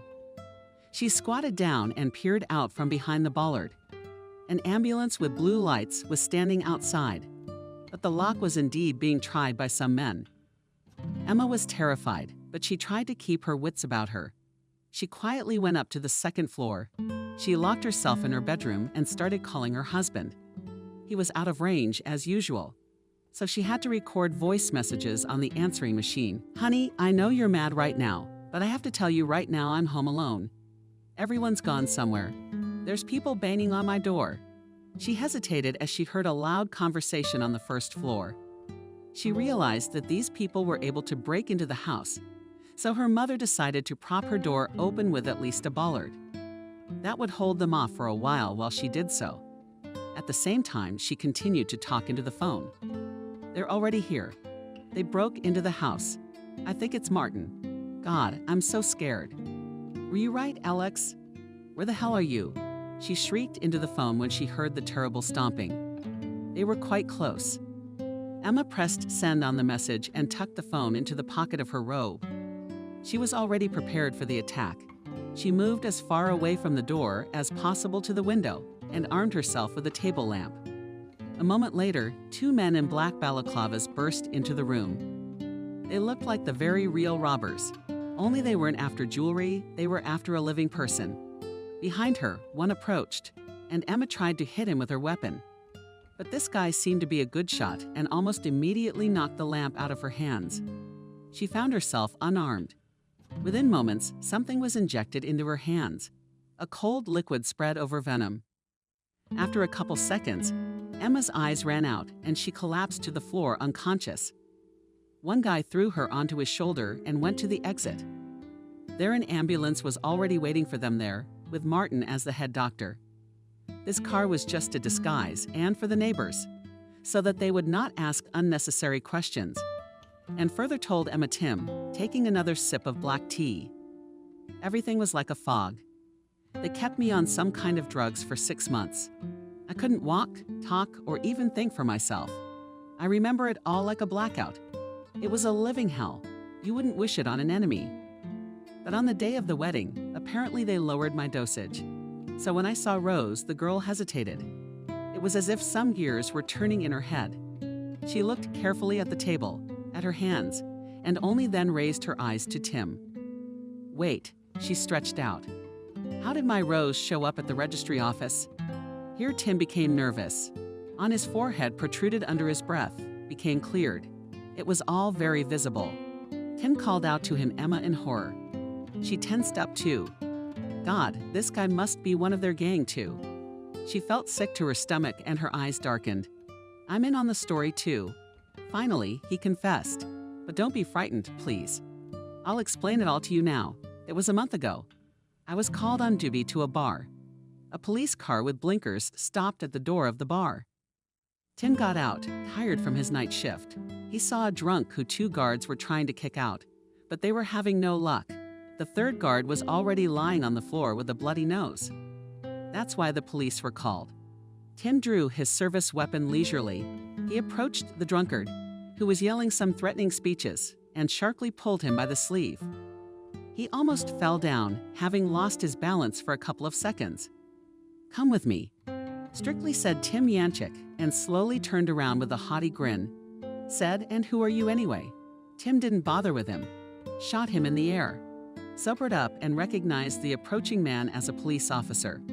Then he turned the man around and was about to handcuff him. Suddenly the drunk kicked him hard in the crotch. Tim was writhing in pain, and at the same time the scoundrel snatched a gun from him and began to threaten everyone around him. The guards stopped being brave and put their hands behind their heads. And who knows what would have happened if not for one guy who happened to be passing by. He quickly oriented himself, took a heavy rock from the flower in front of the bar, and smashed it on the madman's head. But he did it so carefully that the alcoholic only collapsed to the floor. There was no unconsciousness, no blood, no death. It was just that the young drunk was now lying on the pavement. As soon as Tim got up, he twisted the man around, and he and the guy shoved him into the car after they had done all the paperwork. Tim motioned for the guy to step outside for a smoke. "Thanks for your help. I really did." "I could have gotten fired for being unprofessional," Tim said. He's lighting a cigarette. "What's your name for?" "What?" the guy asked. "Tim, just Tim to you. I'm Alex." What are you doing here? That's how they met. Alex told everything about his life to his stolen wife, and that damned thing. When I got that message, Alex told him then, my heart just sank. I was ready to kill myself. You know, I'm an idiot. I left my wife in that position, and now she's been stolen right from her father's house, he lamented. Of course, at that moment I was terribly frightened and started urgently calling my father-in-law. Michael Nikolaevich, your daughter Emma? God, she was kidnapped, shouted Alex into the phone. He was rushing around in circles from place to place, not knowing what to do. More than 12 hours had passed since he'd left home. He was now 2 hours away from this house. There was silence on the phone. Finally, Michael was able to pull himself together and answer. Where did the information come from? She sent me a voicemail. She suspects Martin. Even through the phone you could hear it. Michael's heavy breathing. He was thinking. On the information he had just received. Where are you now? Finally, the man outside his house asked. I left here yesterday and go to the airport right away. Martin will definitely go there. He lives in Washington, after all. Rose and I will be there in about an hour. Keep us posted. Yes, sir. Alex didn't know why he called his father-in-law sir in a moment of danger, but that was Michael's command. He had to become an officer, not a journalist. The boy followed every instruction. He rushed at full speed to the airport and prayed that the Martin had not yet left. He didn't make it. When Alex asked the flight attendant where the plane from flying to Washington, she answered him that the last flight for today was completed. But Alex was not interested in that. Through the panoramic windows of the airport, he saw the plane, near which was parked a rather familiar expensive car Martin. The guy almost bruised his legs trying to get out. And he succeeded. Poor Her tried to stop him, called security, but Alex was already running at full speed to his beloved. He jumped out on the takeoff field and ran as fast as he could, like a good sprinter. The plane was about 50 meters away. He personally saw his poor wife being carried on a stretcher into the private plane. Behind her, Martin's Archer came in and times her. He even seemed to smile evasively at Alex before disappearing from sight. But Alex kept on fighting. He ran and ran as fast as he could. But the nasty time was failing him. It was only a couple of meters away from the plane, which had already removed the ramp and was starting to turn its propellers. As it moved from the place and rolled down the runway, and the police were rushing towards Alex. And instead of helping the man who had his wife stolen, they began to beat him with batons. Alex fell on the asphalt. He was panting. Michael's voice was heard screaming. Stop, but they continued to beat him until he lost consciousness. I came out of the medical coma they put me in to survive only 2 months later. Alex continued, telling the story. It took a few more to recover, as soon as I could walk again. Immediately, I sprang into action and am still looking for ways to save my wife. I'm sure you Timka knows the bloody fiend. I don't know him personally, but the whole town's talking about him. He's getting married soon. And then Tim stopped talking. He put all the puzzles together in his head. So it's a wedding. The policeman was amazed. Yes, with my wife. Alex said bitterly, and I'm trying to find a way to prevent it. There was a long silence. And after a few minutes, Tim said, so listen to me carefully. I have a plan. And what's next? Emma asked. She liked the denouement of the story more and more. Now her passive husband played not the least role here. And then it's business as usual. Alex brings her daughter, tells her what to do and how to do it. She's a fighting girl. I'll tell you, so small and so fearless, just fire, not a little girl. Admired Tim Rose. So she bursts into your wedding. And then you know the rest, Tim replied, and exhaled with relief. It was like a weight off his shoulders. But how could it be? I mean, you convincingly didn't believe me, did you? Said Emma. But that was the whole point. You weren't supposed to know all the cards, not while we were in danger. But I don't believe you risked your life and career for a mere passerby who saved my life. Notice, Tim replied with a smile. It still doesn't add up for me. Where is your husband then? You'll find out tomorrow. After all, tomorrow will be an unforgettable day for you. Too intriguing, said Emma. I'm so tired of all this. Tim only shrugged his shoulders. In response, they drank tea in silence and went to bed. Tim gave the girl his old shirt and shorts. The torn white dresses were thrown in the trash. Those he had to sleep on the sofa in the kitchen. But most importantly, Emma was now able to feel safe and comfortable. It had been a long time since she had felt neither where she slept nor how she did it. She was held as if in a fog. Right now, her head was splitting open, and every muscle felt like it was being twisted, pulling at her with a nasty pain. But this is a strong woman. I ordered myself not to think about the pain. The most important thing was to get out of this foreign, hostile city, to get home, to save herself and her daughter. It no longer seemed strange to her that she was sleeping in a strange man's bed, in a strange shirt, missing men's cologne. The main thing now was that she felt alive, an almost sober mind, her own thoughts. How wonderful that was. She would probably have to undergo special treatment to get rid of the remnants of this crap she'd been fed. But she'll get through it all. For herself, for her family, for her daughter. The next day, Emma woke up with terrible anxiety and a dry throat. She drank some water, but it wasn't enough. Her head ached terribly. She looked in the mirror. A layer of anal cream overnight had wiped away everything. And now the pronounced bruises under her eyes could be seen.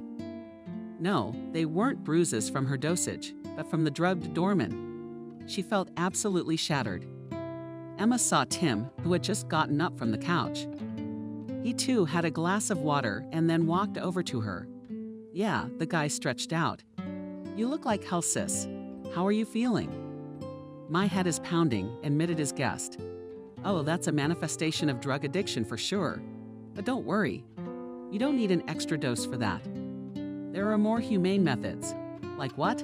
Emma asked with interest. A silly joke. Repented immediately, Tim. "I don't know exactly what to do in such cases. But I have a gift from my grandmother. She collects all kinds of herbs from my grandmother. She gives it to me whenever we see each other." When he said that, his eyes shone with real love and warmth. I took out a jar of herbs from the cupboard and brewed it all over the kitchen. Immediately, the amazing aroma spread, fresh, leathery meadowgrass and berries of some sort. The two of them finished the whole mesmerized. The kettle, designed for 6 cups if diluted with boiling water. And it did help. And Rose woke up and immediately ran into the kitchen. "Mommy, Mommy, are you here? We made it. Really, now we're going home." My daughter Emma hugged her brave and little. "I'm sorry, I didn't mean to." "It's okay, Mom," replied this amazing child and affectionately rubbed her cheek and Mommy's hand. "Oh, here comes our savior," winked Tim at her. "Grab the yogurt in the fridge, and let's go." "Run where?" Emma suddenly asked. "What do you mean?"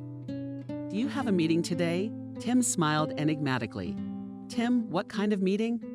"Get cleaned up, and you'll find out." Emma obeyed the boy and went to her room to get dressed. Only then did she realize that her clothes weren't even here. She, embarrassed, walked into the kitchen again. "Woo, I thought you weren't coming." "Okay, not a funny joke," Tim said. "I'm not very good at jokes, if you've noticed. Anyway, I got myself a dress for the occasion." A little birdie whispered that you're very fond of blue. Emma nodded affirmatively and continued to listen attentively. "Put on a tracksuit and a jacket. You'll find them in my closet. There's nothing else feminine in there. And a hat low over your eyes for 2. And let's go to the meeting." We'd been waiting a long time, and she suspected who she was going to meet. Inwardly, she prepared for a very serious conversation. She and Alex had left on such a terrible note, and it had been more than 6 months. Emma put on everything they had prepared for her and walked back into the kitchen. Rose had already eaten her yogurt and was ready for a new adventure. But how do you see? Fidgeting in front of her, having changed into this too. Seeing him, Emma just awed in her understated pants. The fat one with the graffiti pattern carelessly shifted, the cap worn backwards. Now he looked more like a street hooligan than a law enforcement officer. With a suit like that, I'm not likely to be immediately recognized as a fugitive cop. He laughed, seeing Emma's bewildered look. "Where are we going?" she asked, recovering from the culture shock. "There's a great cafe not far from here," Tim answered cheerfully. "That's where we're meeting." When they left the apartment, Tim checked several times to make sure everything was turned off. And then he brought a huge backpack full of things. As they walked down the stairs, Mom decided to ask why you need so much stuff in the cafe. The boy was surprised. This, alas, is not a cafe. I just forgot to warn you. We're not coming back here again. Now not only Martin, but the entire city police force is looking for us. The first thing they'll do is visit my apartment, so I'm not coming back here. Well, where are you going to go? The girl Emma wouldn't stop. Stop asking questions. Please. All in good time. You'll find out soon enough. They entered an American-style diner. Emma felt like the heroine of a soap opera, although her life for the last 6 months had been somewhat of a horror movie. A hostage victim. Kept on drugs for 6 months. She felt sick when she remembered it. No sooner had they approached the table than Rose burst forward screaming, "Daddy, Daddy!" "I'm back." Everyone in the cafe turned to them. Alex only smiled at everyone and sat the restless daughter on his lap. Now it was Emma's turn. When their eyes met across her body, goosebumps ran down her body. She held her breath, and then Alex enclosed her in a tight embrace. They didn't say a word to each other, but it was clear enough. So I don't want to interrupt your happy reunion, but let us rejoice afterward for a while. Tim interrupted them embarrassedly. You're attracting too much attention, and we're running out of time. The couple sat down at the table, and Tim sat down with them. Alex, he said quietly now and then. Emma, as if that name held the deepest meaning. How are you, my poor girl? I missed you so much. Barely holding back tears, replied Alex. I'm so sorry we didn't that night. The guy cut him off. Don't blame yourself for anything. I was the one who was wrong. If only I hadn't left that lousy night. Oh, well, we'll talk about it later. I'll tell you one thing. These terrible months have made me realize one thing. No matter how much we fight, no matter how many misunderstandings, it happens to everybody. What matters is that we have each other. I'll never leave you again. You should know how much effort I spent trying to get here, and I got here to save you. Whatever it cost me. Terrific speech. Ironic, said Tim. The Oscar bro will rehearse another time. Right now, our problem is we're running out of time. And you still haven't told her about our plan. The thing is, began Alex, addressing his wife, that they won't let us out of town for nothing. We are wanted. To be exact, you, Rose, and Tim. That's why Tim and I have devised a whole plan. Alex leaned even closer so that the plan could not be heard by prying ears. However, here in this noisy second-rate diner on the outskirts, they had no fear of stalkers. There's a van in the backyard. It's got ice cream on it. To get out of here without being seen, I took out a sole proprietorship. Basically, pretend I'm a real entrepreneur, driving freight, all that stuff. Unload the whole van. There's a refrigerated truck full of ice cream, and it's got a secret section. Your father and I set it up. They're opening it up. Check, please. It's filled with boxes of ice cream. It's like a refrigerator on wheels. But you're comfortable and warm inside. You'll see, once we're all loaded, I get in the driver's seat and calmly drive us to where we'll start our new life. The plan was as foolproof as a Swiss watch. All the characters in this story played their roles brilliantly. Rose, Emma, and Tim took refuge in the trailer, piled with boxes of the most authentic ice cream.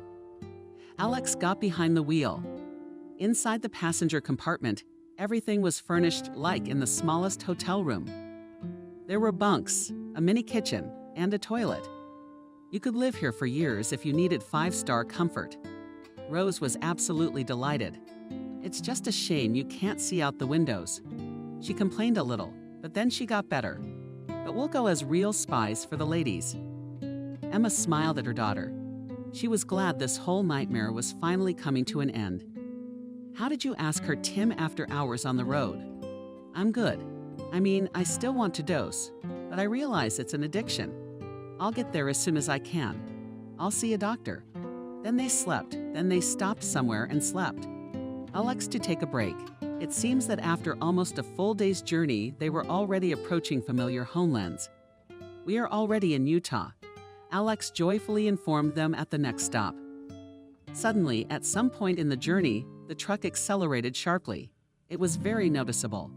The passengers in the trailer got worried. Tim tapped Alex on the wall. He opened a secret window between the cab and the body. "Alex, where are you going so fast? We're getting there." "Unfortunately, we are not alone. We have time for everything," nervously answered Alex, pressing the gas even more. "We are being chased." "Hold on, don't panic. That's for sure." There were Martin's men. They were following them in a huge armored jeep, and after a while, they started shooting at the tires. That's when it got really scary. "Emma, take Rose and hide behind the closet. Make a barricade of pillows," Tim ordered. While they were doing that, Tim pulled his service gun out of his pocket, causing Emma to have a real nervous breakdown. "What is that?" screamed she. "Gun. Unless you want to die, you're going to have to choose either their life or yours," Tim replied firmly. A real firefight broke out. Alex and Tim were shooting back from the cabin. Emma plugged Rose's ears with her hands and shook in the inner trailer. She smiled at her daughter and told her everything was fine. Alex continued to increase speed, trying to get away from the pursuers, and it seemed that everything was already over. On the narrow mountain serpentine, it became quite bad. The long truck was being tossed back and forth at breakneck speed. Emma prayed silently that they wouldn't drive off the cliff. And then she heard a familiar, nasty voice from the loudspeaker stop the car. "If you don't want to get hurt," it was Martin. Was he there too? And we were very surprised to hear that. It's a pretty dangerous race. Wouldn't he be sorry to risk his life? He'd send his thugs away from them. But the question was unanswered, and the truck accidentally crashed into a roadblock. They rammed the back of the truck and boxes of ice cream spilled onto the road. But that's nothing. At high speed, the truck hit a lamppost, which collapsed right onto the road. It didn't just block the path of Martin's car. It knocked her serpentine. The car dangled for a full minute, spinning and wheeling helplessly over the precipice. And then it went down. There was a massive explosion. Our fugitives watched in complete prostration. Shocked by this outcome, they all ran out of the van to see what had happened to the pursuer's car.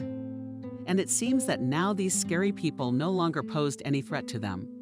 "Oh my God, Alex!" I squealed, either from joy or shock.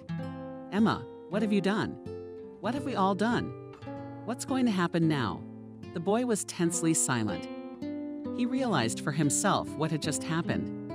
It could certainly be considered an unintentional murder, unless one knew the full background of the events.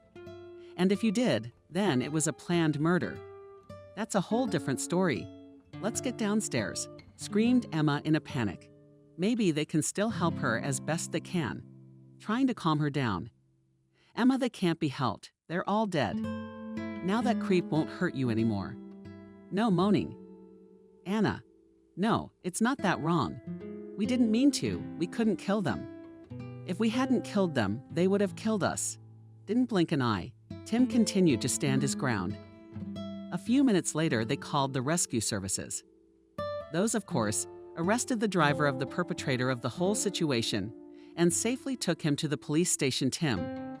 And almost unhinged from terror, the young mother and her daughter were driven to Emma and Alex's home in the center. Alex's trial was not scheduled until 2.5 weeks later.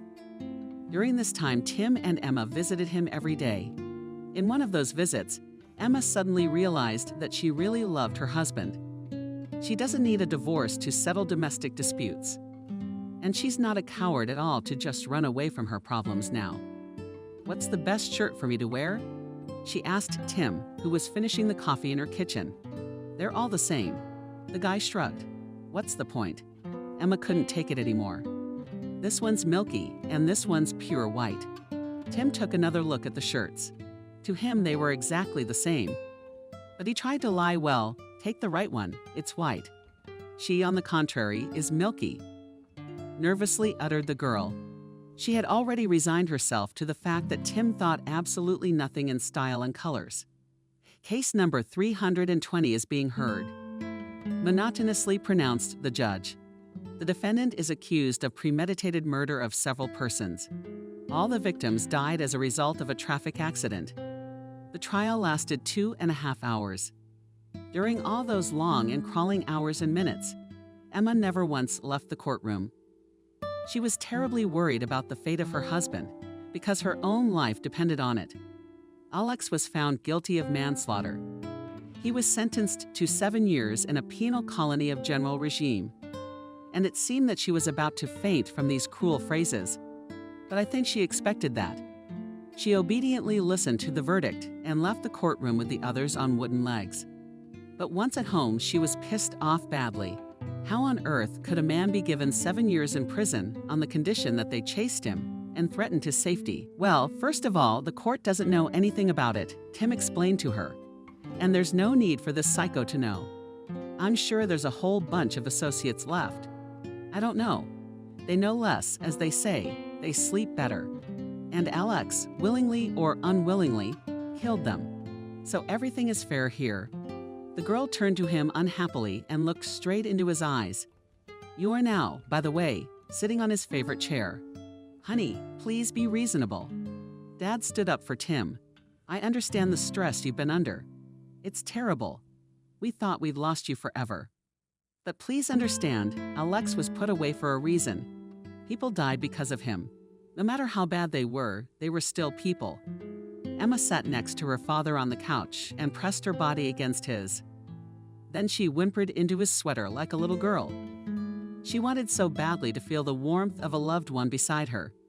But the most beloved person today was not here. And that's terrible. Handing it in. Finally, the deadline approached and Emma was able to visit her husband. The prison was quite large. When Alex was brought out, she was pleasantly surprised. He looked quite neat in his striped robe. Alex sat down across from her and picked up the phone. Emma couldn't contain her feelings and cried. How are you doing, honey? She asked. It's pretty normal for a prison. I'm not being starved or beaten, so I'm not suffering. How are you doing? We're fine. Rose goes to daycare. I miss bringing Rose here too. I don't want her to grow up without a father. Besides, they say you can get parole if you behave yourself. I'll do my best. That's when they said goodbye. They only had a few minutes to talk. It was very upsetting for Emma. But she was told they gave her more time at lunchtime. The next day, her father called her with a very strange proposal. Honey, I want to make a movie about you, he said about me. Emma was surprised. About all the horror you've been through. Come to the studio today and we'll discuss everything there. And indeed, Michael decided to release not exactly a movie, but a TV show where Emma would tell the whole country all the details of the nightmare and then their consequences. This program instantly gained millions of views and became very popular. The case of Emma and Alex received wide publicity, and in a few months under public pressure, the court decision was changed. And Alex was finally able to be home with his family and even received compensation for wrongful imprisonment. Daddy, Daddy, Rose shouted when she was finally able to see her birth father alive and well. Now they were recognized on the streets. Books were written about their plight, and even movies were made. Emma's story has touched the hearts of many, many people. Some found in it motivation for themselves. Others offered support for Emma herself, who had been through such an ordeal. Here's what respondents to a small survey once said in the studio on a talk show. Emma's story inspired me to be braver, to not be afraid of my own prejudices. After all, if she could get out of the hands of such a villain, out of such hopelessness, then I can solve my problems. They're nothing compared to her family's. And that was the end of it. Tim forever became a full-fledged member of the family Oi, named Brother Alex and favorite Uncle Rose. He retired from the authorities and together with Alex, on the warm southern shores, Alex's travel business. We began to quarrel much less often, and we cemented our union with the birth of another child, and Emma's father became well known and achieved great success in his profession.